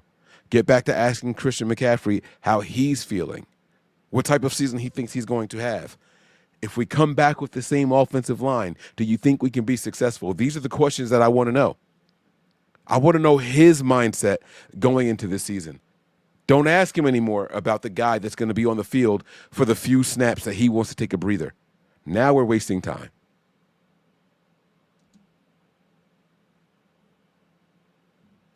He's always harping is be a complete back, and so it's a great room for him to be in. When Isaac was drafted, he told us he was going to drive you crazy with questions. Has he done that? Has he utilized you? Yeah, he definitely has. I think for me, though, it's a lot of times my answer is I'm getting coached, by the same guy you're getting coached by. And I learn just as much from Coach T in these meetings as they will. And they're being thrown so much information. And so sometimes more information as a back isn't always good. And so, but I definitely give my 2 cents where I feel like it might be needed. But at the same time, doesn't matter what year you're in as a running back, you learn from these guys too. They're coming off of college, and, the game evolves and does different things. So you can learn a lot from them too. Your single-mindedness in terms of your preparation and how you want to play is so well known. I'm curious whether these huge life events that you've had you got married last year, now you got another one coming up. Does that change your perspective at all, or how do you fit that in? Huge life events, obviously there's some big ones that have happened in my life, but those happen every year. It's just sometimes it's what people know about and what they don't, and I think that's, whether they're good or bad, I've had a lot happen in my career. And so it's the part of it where you have to, you're a professional, you come to work every day, you work really hard. And then when you get home, you're a husband, you're a soon to be father, you're a son, you're a friend. And to be able to separate those things, I think is pretty important. I want to take this time to say congratulations to Mr. and Mrs. McCaffrey on the pregnancy and the baby that's due to come.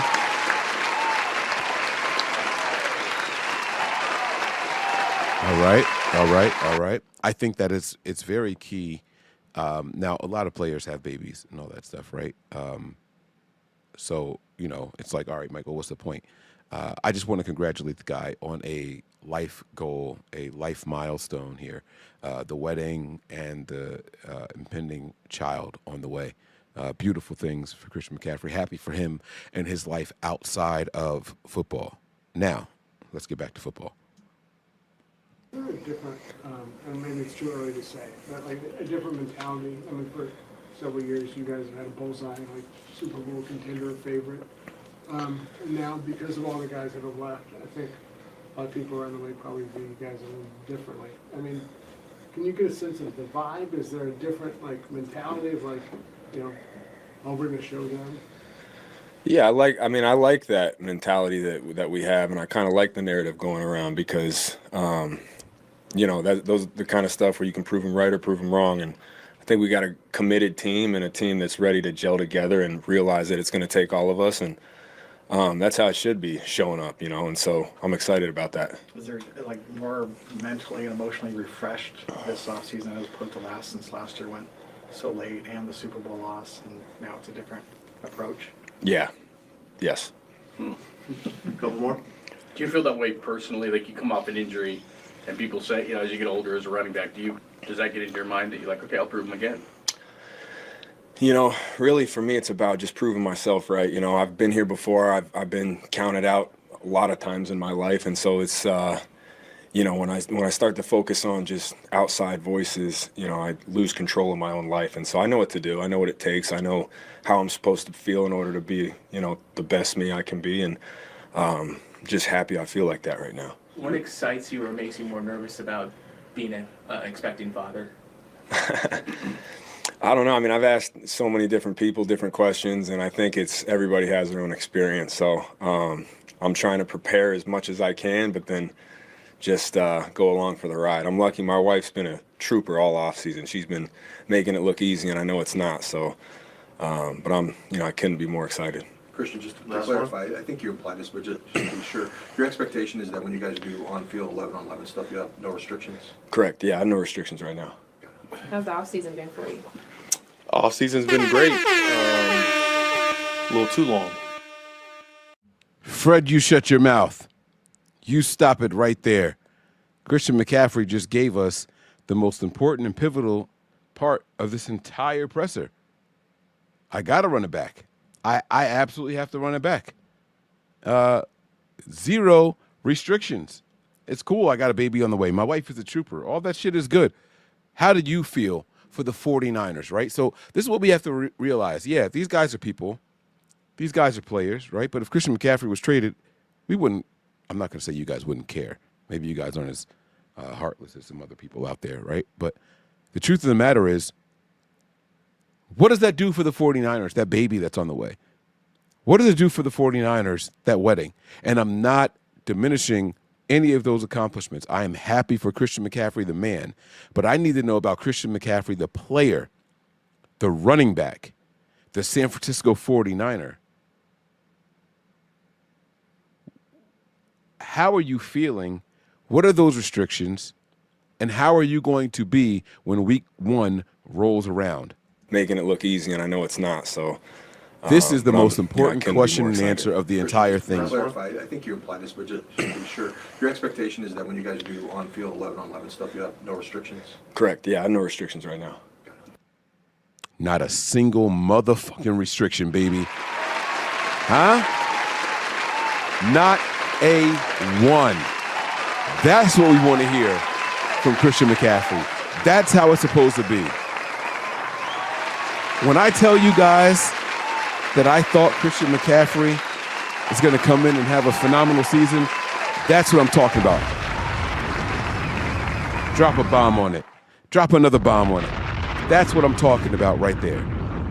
0 restrictions, ready to rock and roll early in the offseason program. That knee that y'all were worried about, it's all fine. All those nanos that he got injected when he went over to Germany, it's all taken. It's all working. And we are here for 2 things. Whoop ass and chew bubblegum. I think he just opened up his last pack of bubblegum, baby. It's only one option left from here. Let's go. How's the offseason been for you? Off season's been great. A little too long for my liking, but it's been good. Just trying to get better every day. Spend a lot of time with my family. A lot's happened, obviously, with the team, but just looking forward to having everybody back and building this thing up from ground zero. We got a long road ahead of us. How challenging is it? I know. All right, Fred, you got to get these jitters out. First question, you didn't do well. And Fred is my guy. Fred Warner is my guy. I want to be very clear here. I think that Fred Warner is a top 3 49ers linebacker of all time. I do. Don't ask me to rank him with Patrick Willis and Navarro Bowman or any of that stuff, right? I think Fred Warner is a top 3 linebacker of all time for 49ers. I think Fred Warner is probably a top 15 linebacker in the NFL all time. Maybe 20, right? But his career is far from over, right? He has the opportunity to do a lot more, okay? But here's my issue. He gave contradicting statements here. Look me in my eyes, Fred. Talking to you, big dog. Right? I'm happy for the guys to be back. Sounds like, all right, we're complete. We're content. We're happy. But then he says, starting from ground zero. Well, that sounds like a reset. Are you talking about the record? Are you talking about the guys that are back, the roster? What exactly did you mean by that? And that's why I say you didn't answer the question well, because you left too much for interpretation. You left a little too much out there. I'm not nitpicking, and maybe you guys will view it as me nitpicking, and I get that. Cool. Mike, you're looking into it too deep. That's fine. That's what I do during these pressers. We got 12 more minutes of Fred Warner talking here, all right? But these are contradicting statements. You can't tell me you're happy to be back and ready to roll and everyone's back, but we know everyone's not back. We know there's a big name. Your Ace Boone Coon, your right-hand man, your Stan in the trenches, huh? Your shooter, your Cody. He's not there, Fred. We know that. So are you happy that everybody's back and you're ready to roll? Ready to roll. Or are you looking forward to the team getting you some more help? More help, new faces, new scheme, new system for those guys. That's ground zero. You got to pick a side here. What way are you trying to play it, Fred? But, it's been good. Just trying to get better every day, spending a lot of time with my family. A lot's happened, obviously, with the team, but just looking forward to having everybody back and building this thing up from ground zero. We got a long road ahead of us. How challenging is it? I know you weren't really excited to see one of your closer teammates go. How challenging was it seeing, the off-season free agency? Got right to the shits. A+ question. Drop a bomb on it. Your right-hand man was the heart and soul of this entire defense, and he's gone. How you feeling now, Fred? That's the question. Was it seeing, the off-season free agency? Yeah, no, I think every year it's really tough because, even though you get into a season and the team might seem like, this is the same team as always. Every year you have guys who leave and it is a new team every year, but obviously this year we did lose some guys, especially, Dre, like you mentioned. That was a tough one for me, but I'm so excited for him and his new journey over in Denver and everything that he's going to do there. I think he's just getting started, right? And so, that leaves spots available for other guys to come in and compete for those jobs, right? And that's just the NFL. That's how it goes. So I'm excited all the way around. Did Saleh have a address for the defensive players only today?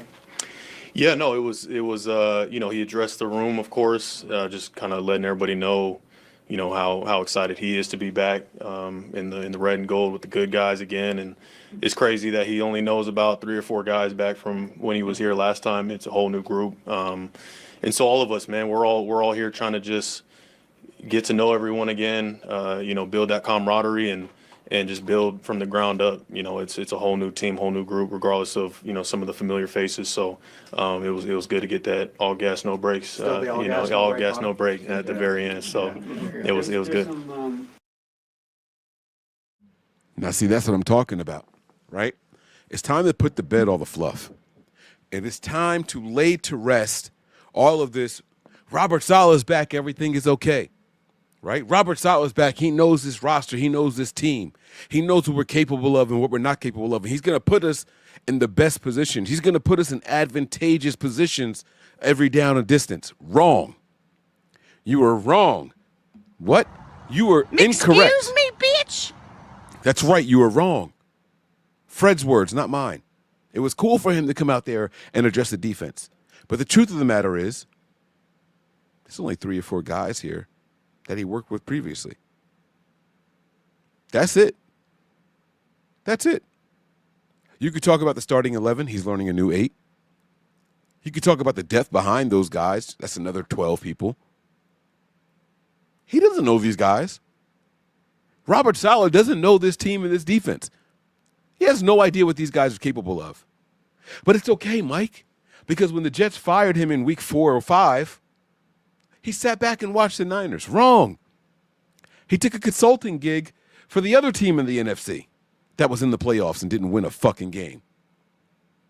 Right? He didn't come right back here, start studying and researching.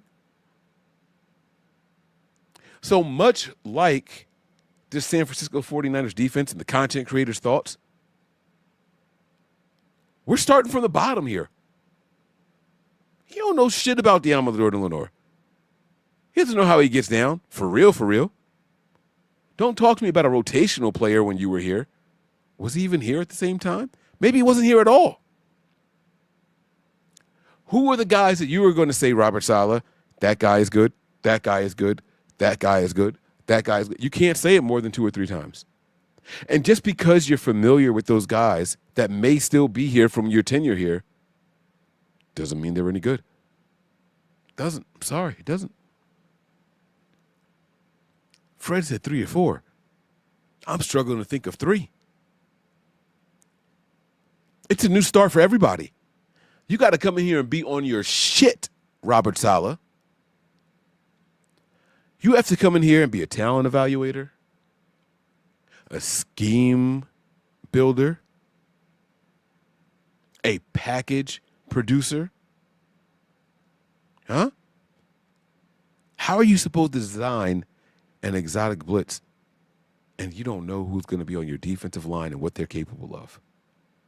How are you supposed to know that you can go out there and sit in the house and trust 2 guys, 3 guys in the secondary to cover everybody? You don't know shit about those guys. That's not the case. It's not the case. It's a whole new group, according to Fred, from Robert Saleh. It's not all sunshine and rainbows. There is going to be a learning curve.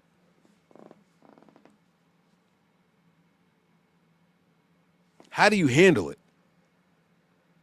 It starts today.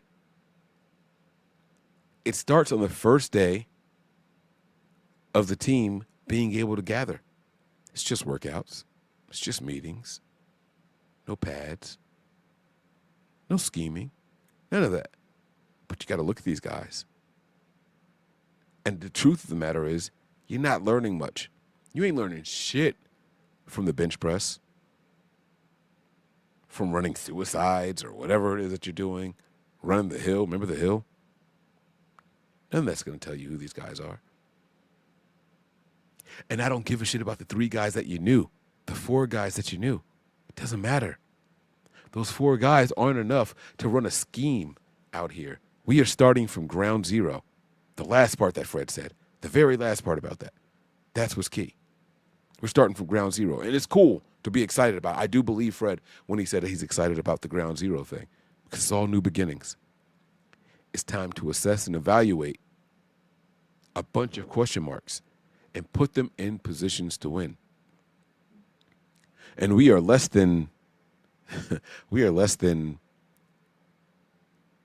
20 hours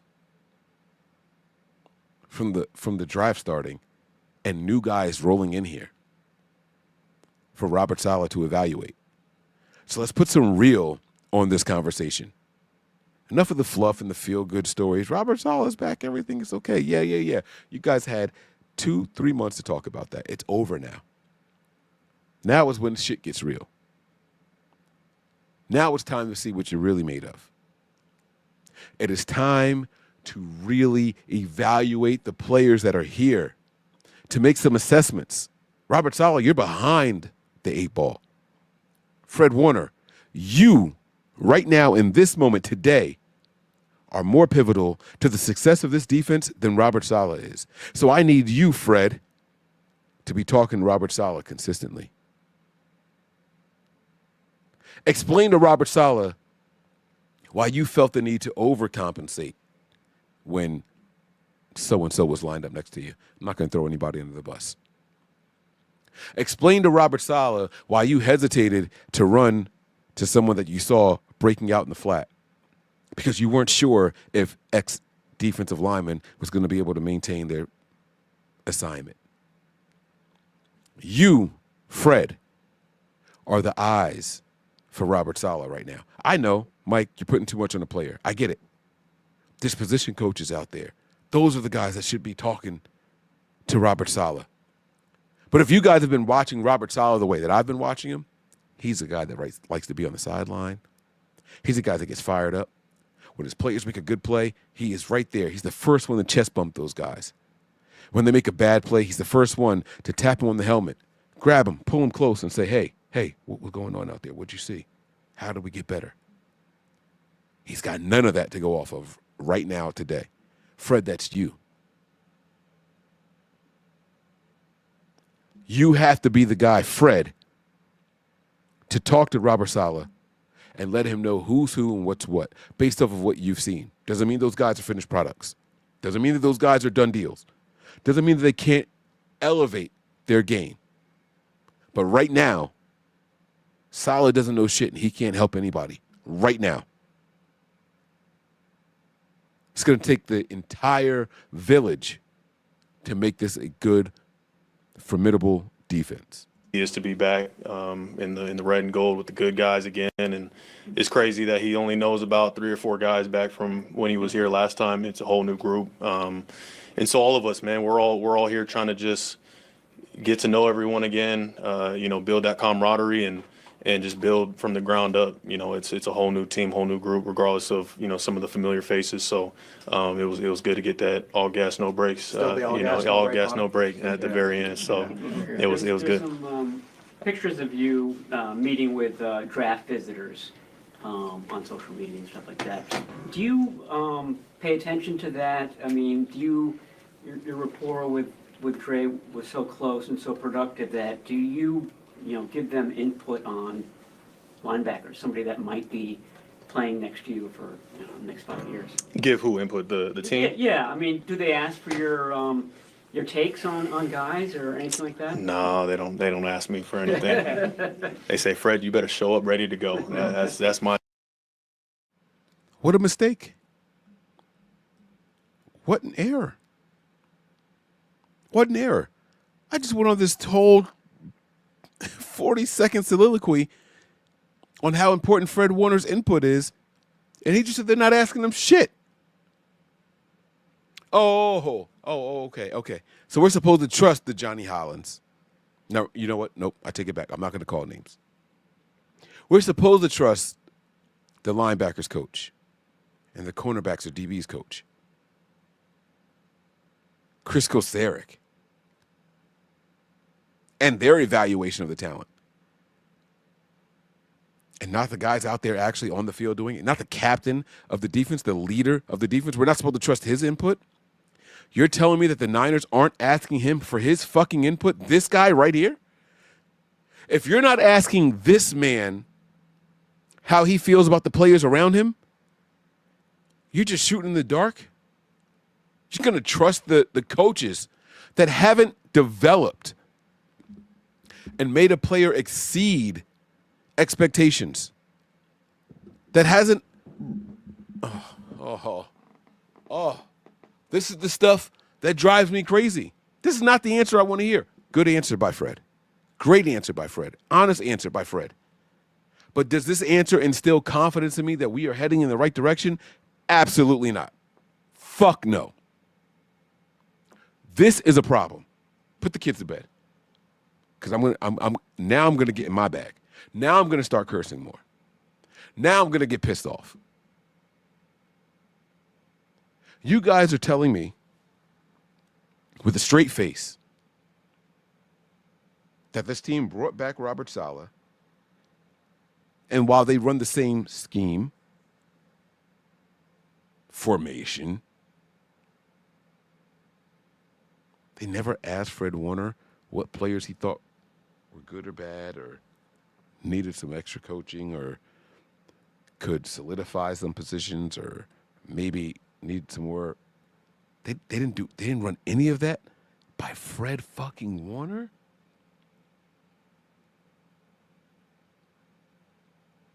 I get it, right? Don't ask Demo. What does he know? He's in the secondary. He's on an island most of the time. Don't ask Jair Brown. A lot of us were disappointed in his second year production. Greenlaw's gone. You definitely can't talk to him. Here's what I do know. You better not be asking Nick Bosa shit. Huh? At what point in the 2024 season was Nick Bosa in the running for the Defensive Player of the Year? None. Never. Zero. Fred Warner through the first 4 or 5 weeks, though? Oh, he was him. He was him. Yeah. Yeah. I remember. And you don't ask him who he thinks are viable options at certain open positions?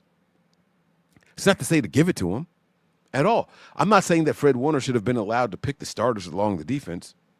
It's not what I'm saying. I'm saying that his input had a value there, and they haven't discussed shit with him? Oh, man. This is a mistake of epic proportions. That's not how I want to hear the returning coach starting his second term here. I don't want to hear this at all. What a disappointment. Are you kidding me? If not Fred Warner, who are you asking from the defense what they think about their supporting cast? This guy is directly in the middle of the field. He knows what's going on to the left and right of him. He knows what's going on directly in front of him in all four of those positions. He knows what's going on at the four positions behind him. And you didn't ask him what he thought of any of the talent out there?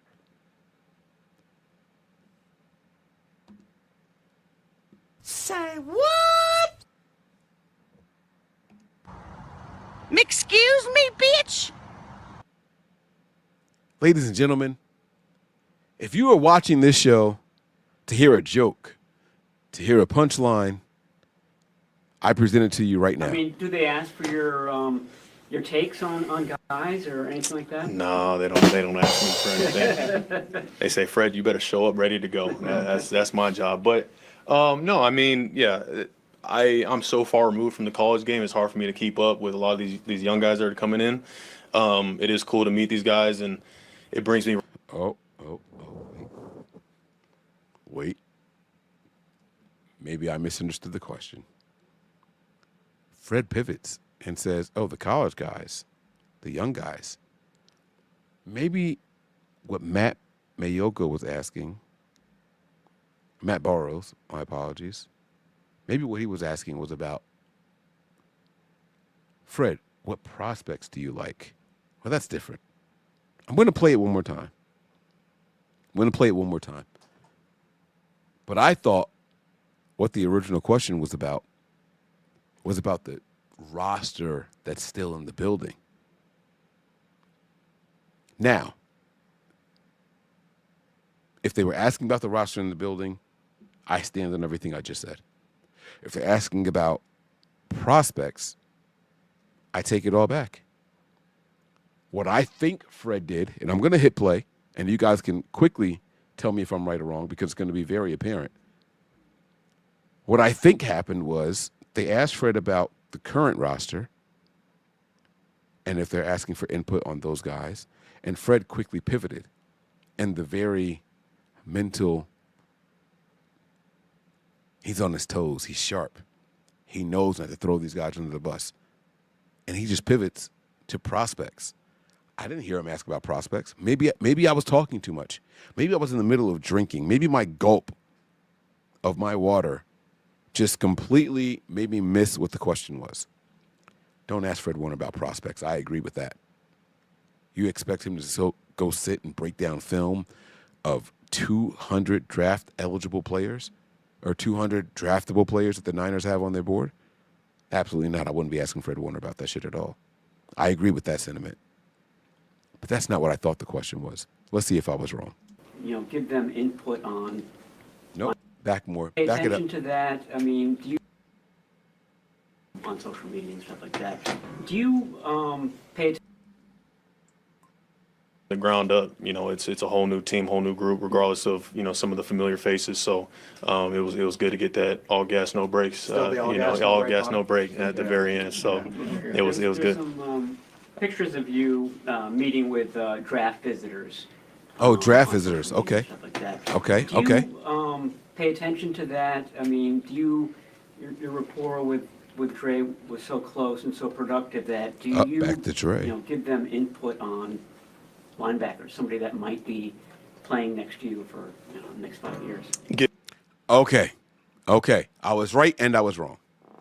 He did mention draft prospects, but he also mentioned Dre, which implies people already in the league. And then he says, do you give them input on who may be playing next to you? I think I'm right and I'm wrong, because I think this includes both. We saw some pictures of you meeting with some linebackers, and then you also know the roster that's here. Did they ask you about who you think should be playing next to you? I will take a 50-50 here. I will accept you guys saying, Mike, you were right and you were wrong. I will accept you guys saying, Mike, you were wrong. But I need some of you guys saying, Mike, you were right also. Because I think this goes both ways. So I digress. I apologize. Only a little bit. I only apologize halfway. Only halfway. Here we go. Pay attention to that. I mean, your rapport with Trey was so close and so productive that do you give them input on linebackers, somebody that might be playing next to you for the next 5 years? Give who input? The team? Yeah. I mean, do they ask for your I like that, your Aaron. takes on accept guys that. or anything like that? No, they don't ask me for anything. They say, Fred, you better show up ready to go. That's my job. But no, I mean, yeah, I'm so far removed from the college game. It's hard for me to keep up with a lot of these young guys that are coming in. It is cool to meet these guys, and it brings me right back to that moment when I was coming here on my 30 visit, and kind of try to chat them up a little bit about the process. And I'm like, listen, like it's long, it's monotonous, all this traveling and everything, but just, it only happens once, so try to. People ask me all the time, what's my favorite peptide? And for sure, it has. I don't care about your favorite peptide, buddy. So, let me go ahead and get back to Fred Warner here. We're not doing the ads here. Sorry. I apologize. I will take it on the chin. I was wrong. Fred interpreted it as they were asking him about the prospects. I digress on everything I said. I would still like to know if they asked him about the existing roster. Let's see if anybody has the balls to ask him that. And I'm like, listen, like it's long, it's monotonous, all this traveling and everything, but just, it only happens once, so try to enjoy it. But yeah, I'm excited, man. Thursday is going to be a big day, the start of the draft, and bringing that new crop of guys in to join our team and start building this thing up. Today, John said, can you tell if a guy's a dog? Like, you're talking to him, and you're trying to evaluate the mental side of it. Can you tell? It's hard for me to tell, right? I'm only talking to these guys for a couple seconds, right? Enough for them to ask me for a picture or something. So I have no idea. But I've always said that I do not envy, that job that John, Kyle, and all these scouts and all them that they have. I mean, it's so hard to really analyze these rookies, these guys that are coming out of college, especially now, guys that played for 2 or 3 different teams and all this money involved and all these other things. So obviously they are pros at what they do, but it's hard to kind of know what a guy's really about until he's here, right? And what and with the team and see what they're really about. Today, John said that it's very apparent that Saleh has grown schematically as a coach in the time that he was away. Have you had a chance to sit down with him yet and talk defense, and have you observed really the same thing over the years? Yeah, no, we sat down and talked early on after he got here and kind of talked a little bit about how things have progressed on both sides, him over with the Jets and us here. And we didn't talk too much about X's and O's, just kind of more so just kind of catching up. But I mean, I've always believed that Saul is one of the best in the game, if not the best, in terms of just coaching defense and knowing scheme and talking ball, just, what I'm saying? Just like understanding the game. So he understands that you can't just continue to run the same thing and expect different results. Like, you got to evolve, obviously, right? And so, he mentioned that today, just in terms of just evolving as a group and as a scheme and different things that we're running, and ultimately just being the best version of ourselves when the time comes. Heard you mention that the offseason's been longer than you would like, but have you found positives in that in terms of, like, did you feel like your body maybe needed this, and how are you feeling in terms of the ankle? Yeah, no, I mean, I feel great. Ankle's a thing of the past now, thank God, because that was a tough trying to deal with that all season, but feel great now. And yeah, there's positives to take from it, right? I just know how I would like my off season to be, in terms of just having a ring on my finger, at the end of it. So it's just all about just using the time that you have wisely.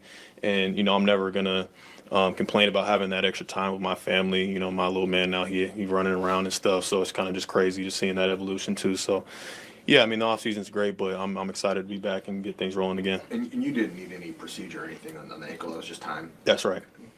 Christian was saying that he's been asking some guys that are dads about, questions now that it's coming. Has he come to you? Now that you're a big veteran with No. We haven't had that talk yet, but we'll sit down tomorrow and we'll talk shop about fatherhood. But yeah, I'm excited for him, man. That's coming up, I think, pretty soon here for him. So I'm excited for him. In the vein of fatherhood, or more so mentorship, knowing that you might have somewhat of a younger defense coming into this season, being that there's probably going to be a lot of the focus going into the draft tomorrow. Having Robert Saleh come in, who's also, been evolving in the game of defense, how are you feeling about that going into the season? I'm super excited about it. Playing alongside younger guys, it keeps me young, even though, I feel like I'm still young, but of course you start getting to 8+, they start calling you the old head, they start calling you Unc and all these other crazy things. So, but it does, we do need that, right? I mean, we talk about how much we lost this offseason and guys going other places, but we do need some youth, guys who are hungry for that respect, for that just trying to earn it, and just getting that edge back to us. The competitive aspect of it, all these spots opening up, guys being able to compete for different spots. It's much needed for our team in general, so I'm excited about it. Do you like the fact that instead of being looked at as a Super Bowl champion, now you're looked at 6-11, that got rid of all these players, and you're kind of, I don't know if Niners will ever be overlooked, but people aren't expecting a lot. Do you like that? Ladies and gentlemen, I present to you the dumbass question of the evening. Instead of being looked at as Super Bowl champions, you guys are now looked at as 6-11. Well, who the fuck looked at them as Super Bowl champions? Did I miss a Super Bowl win for the 49ers?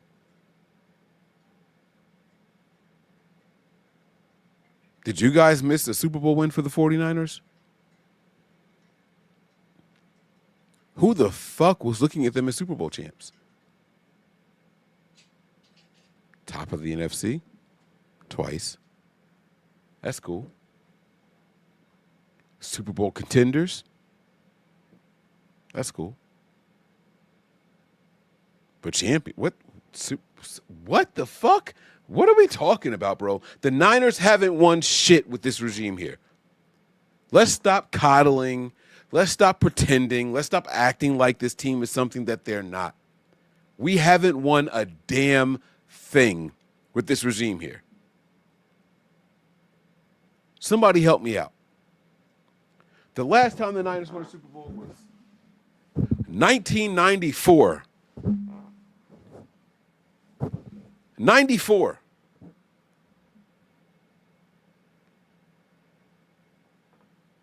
$31 years. 40 years.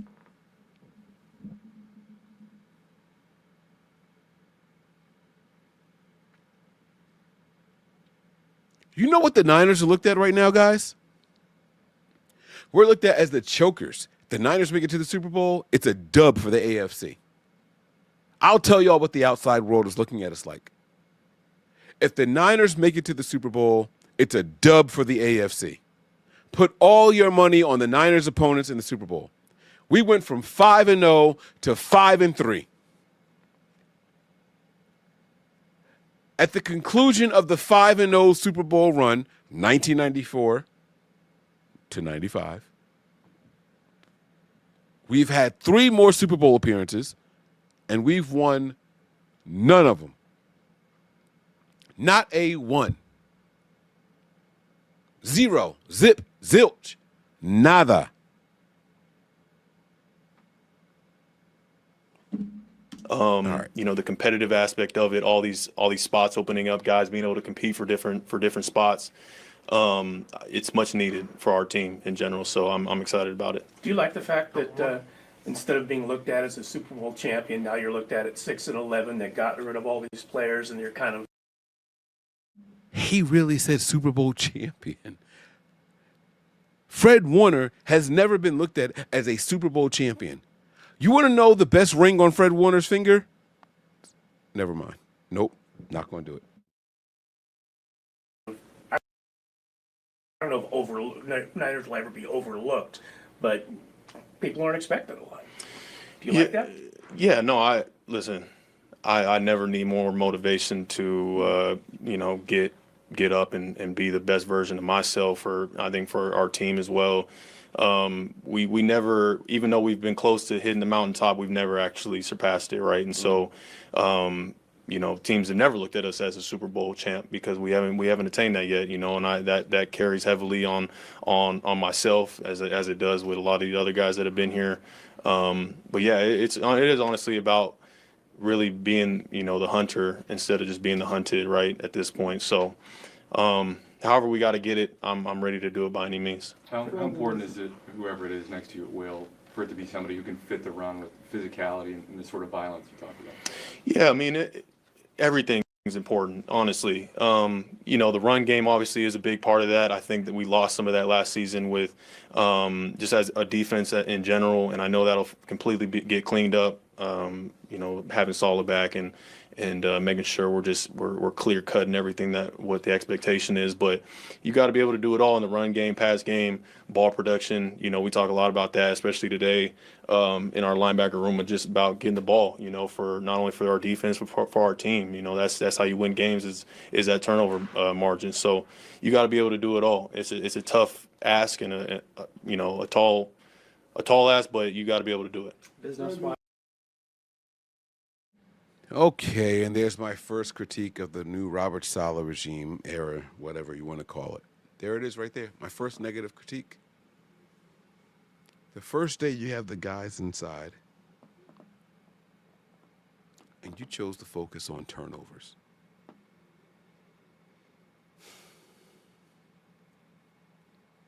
Now, Fred said the right thing. It starts with stopping the run. But he said they focused on turning the ball over and giving the offense extra opportunities. I saw this offense stall time and time again. We didn't win a lot of games last year. We were 6-11. And the worst part of all of that is the turnovers went away later. But even when they didn't go away at the end of the season, they were prevalent. They were happening early. Fred and the punches, right? I remember all that shit. The team wasn't capitalizing on it. And you know what teams did to counter all of that shit? They ran the ball down our throats. The focus should be stopping the run. Fred knows it. He knows it. Listen to his answer. He knows it. The focus should be on stopping the run. It's not the damn turn. Fuck these turnovers, bro. If a team is running the ball for 4.5 yards a pop every time they run the ball, it's game over. Man, see, I'm about to get pissed off. I'm about to get upset. I'm about to get angry. And I don't want to do that before I have to go to bed. I got to be up early tomorrow. It's already after midnight here on the East Coast. It's almost 12:30 here on the East Coast. I got to be to the office at 6, and I drive an hour to work. What I don't want to hear is the leader of our defense saying that the focus of this defense is going to be turnovers. Fuck these turnovers, bro. Stop the run. Cleaned up. It's a problem. We can't start the second Robert Saleh era talking about turnovers. I'm sorry, or I'm not sorry. Take it how you want. I don't care. I don't care. It's not the right answer.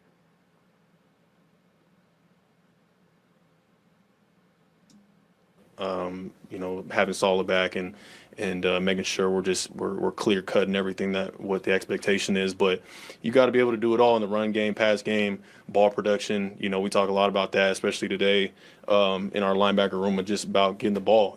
For not only for our defense but for our team. That's how you win games is that turnover margin. So you got to be able to do it all. It's a tough ask and a tall ask, but you got to be able to do it. Business-wise, do you feel that you get a sense that they're going to release some funds your way by the end of the summer? And is this something you want done before week 1? I mean, it seems like they're releasing plenty of funds as it is already. Like I'm not. I get paid plenty already, but listen, that whole part of it, I know they, on my agent and the team and all that, that'll all handle itself out. I'm just obviously ready to just go to work and be the best version of myself. Yes, sir. Mm-hmm. Go ahead, Brent. Oh, no, that's okay. That was a great answer by Fred Warner right there. They're paying me plenty already. Is he happy with it? Maybe, maybe not. I'm not going to let you guys know. Do I want more? Maybe, maybe not. I'm not going to tell you guys here. My agent has a job. I am not at this podium to do the job for my fucking agent. My agent knows the market. Look at his face right now. Look at this Paul's face right here. This is derision. Look it up. That's all I got. Look it up. He knows exactly who he is and what he means to this team, whether you choose to pay me or not. I'm getting plenty of money right now. Good money. Best money? No, not the highest paid.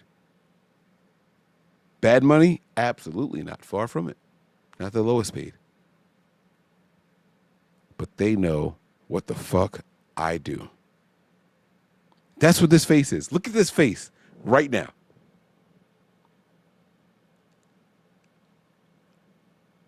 But you know what Fred's answer says to me? I don't give a shit about that. I want to win games. I think when Fred Warner goes home and looks his wife in the face and looks his child in the face, he wants to say, Daddy is a winner. He wants to say, your husband is a winner. He wants to say, hold on, let me zoom in.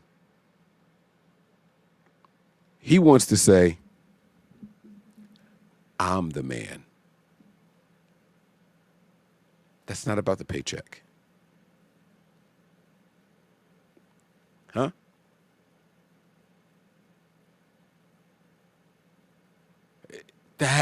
That's not monetary. You don't become the man because of dollars. There are plenty of households in this country where the husband walks through the door and the family knows Daddy is the man. Where the wife says, my husband is the man. That's right, I was going to ask a comment. And it has nothing to do with what he's getting paid. Look at that face. Look at that face. Huh? It's nothing to do with any of that. You know when your family knows you're the man? It's when there's a task at hand and they know you can get it done. Period. That's when a man solidifies himself in the household. We need X, Y, and Z. Can you provide it? Yes or no? It's not about dollars and cents all the time. That's not the case for everybody.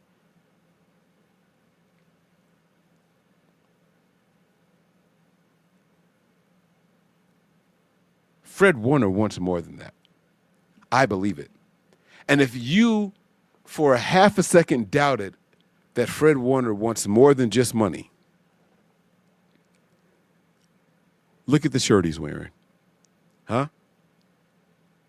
Look at this sleeveless T-shirt he's wearing. You know who's on that T-shirt? 49ers greats. 49ers Super Bowl champions. Huh? It's not the highest paid 49er in history. He hasn't said shit about Trent Williams, the highest paid per year 49ers player in history. It's not him. It's not Nick Bosa, the highest paid 49ers player in history. It's Jerry Rice and Terrell Owens on the opposite side of the ball. What do those guys have in common? That's not Nick Bosa. That's not Trent Williams. Huh? Oh man, Fred Warner's playing psychological games here, baby. He is doing it. He's doing it. This is why I do the presser breakdowns. This is why I process the pressers. Right here. Sir. Mm-hmm. Go ahead, Brandon. Oh, no, that's okay, Fred. I was going to ask a contract question. Oh, thank you. And it would have Well, taken way longer. So Yeah, exactly. You're right. Yeah. Can I just ask real quick? You mentioned the evolution of Robert. Obviously, things don't stay the same. Uh-huh. So, what kind of things do you think? What can evolve? How do you think they maybe change a little bit, if at all, with a second version of Robert? I guess time will tell. You know, I'm still learning, just like the rest of us, of exactly what the differences are going to be. But you know, there's just a calming presence when he's standing up there. You know, it brings me right back to when he was here back in 19, or what was his last year, 20. His last year being 20, and so I'm so excited and confident in what he'll deliver for us. What is most important for you as far as messaging to some of the younger guys that are going to be on this defense heading into next season, just so that everyone's on the same page? Yeah, just being ready to go, you know, being a pro. That's what the message has always been. You know, I think Saleh kind of hit it on the head today when something that he mentioned early in my career that he touched on today was holding the pen to your story. You know, don't allow somebody else to hold the pen. And that's in everything you do, whether it's on the field, in the cafeteria, in the meeting room. Just be a pro, you know, be the best at what you do. And, you know, it's going to be high competition. You know, it's going to be chippy. It's going to be all those things. And you just got to prepare your mind, your body, your spirit for all that, you know, and make sure you're the best version of yourself for when it comes. It's early, but to have most of the guys here, including Brock, what kind of tone does that set in April when you guys are still months away from training camp? Yeah, no, I mean, it's just super important to everyone, right? And you know, Kyle kind of touched on at the end of last season how he wanted everybody back, and just for the ability for us to train together and have that sacrifice early on to build this thing the right way. And yeah, it's great to see.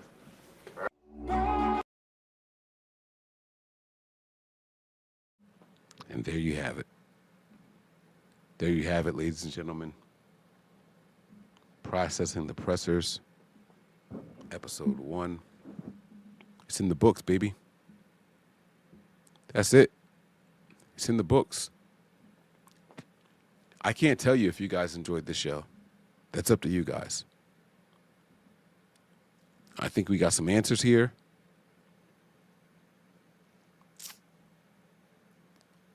We might have a couple of questions after this, but it's cool. It's cool. All right. Let me zoom back out. I forgot to zoom back out, man. It's way too close on my face. Oh, I don't want y'all to have to look at this ugly mug like that. My bad. All right. My apologies. There we go. My hair is all over the place. I'm trying to get ready for this draft thing here. But you know, the 49ers pressers are done. I want to give a round of applause to the participants. John Lynch, we appreciate you. Thank you for letting us hear from you.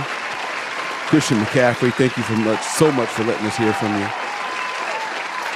And Fred Warner. All right. They all did a phenomenal job today. I like it. I like it. And you know, I got this comment here from Justin. He said here, Mike, he does not compare to Pat. And that's cool. That's cool, Pat. That's cool. That's cool.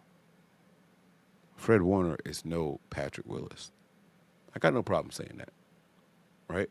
But this goes back to what I talked about with who was on his shirt, right? Because there's nobody in history, I don't care if you're a Niners fan or not, no one's going to tell you, suggest, or even imply that Terrell Owens was a better receiver than Jerry Rice.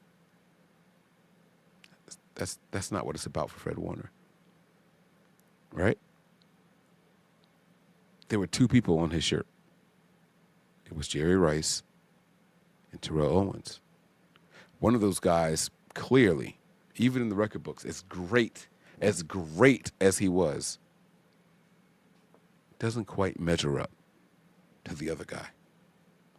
And he may not ever be as good as that guy right there. Maybe not. Doesn't mean I can't be respected. Doesn't mean I can't be looked at as the man. Because you know one thing that Patrick Willis didn't do that Fred Warner has an opportunity to do? To win a Super Bowl. And that's why I thought that question was so important. That's why I thought the response was so important. That's why I stopped as soon as it was asked. Like, what are you talking about, Super Bowl champs? What? That's not what it is. But if, in the event that Fred Warner can somehow muster up enough gumption to get this team to a Super Bowl win, he'll be in the talks. And I think we all know that Fred Warner's not the linebacker that Patrick Willis was. It's a different era. They're asked to do different things. Fred Warner's way better in coverage than Patrick Willis ever was. Yeah, I don't think there's a problem with saying that. I'll take Patrick Willis in the run game. I'll take Patrick Willis on blitzes. But forced fumbles in coverage, I'll take Fred Warner. But if one of these guys can happen to get to the 49ers to a Super Bowl, I'm okay with hearing both sides of the argument. And then all of a sudden, Fred Warner will be the man here in San Francisco at that position. And I think that is what his goal was. I could be wrong. I could be wrong. I don't know for sure. Haven't talked to the man. But listen, ladies and gentlemen, that's going to do it for us tonight. I hope you guys all enjoyed what I brought to you guys. I want to remind you really quick, I'm going to get up out of here. I want to remind you guys one more time, hit that like button, subscribe, turn on your notifications so you know exactly when we are going live. Subscribe to the Snapchat and the X channels. Those handles are nothing but 9ERS. And then give us a follow on Facebook, Instagram, and Twitch. Those handles are nothing but Niners. And last but certainly not least, head on over to the Patreon. It's patreon.com/NB9ERS. That's going to do it for us tonight. All right, prepare for glory. Anticipate pain. But always remain faithful. I'll see you guys tomorrow, and it's going to be glorious. Peace. We all gas, no brakes, pumped up, no fakes. We spinning, we winning, we high stakes. We never miss, we all makes. Look at us dudes trying to prove, bringing you news with nothing to lose. Mike, Nick, Tony, Wayne, Method Man, we bring the pain. Hey. See, I'ma confess it. We under the pressure. If you looking to find us, we them nothing but Niners. Nothing but Niners. We nothing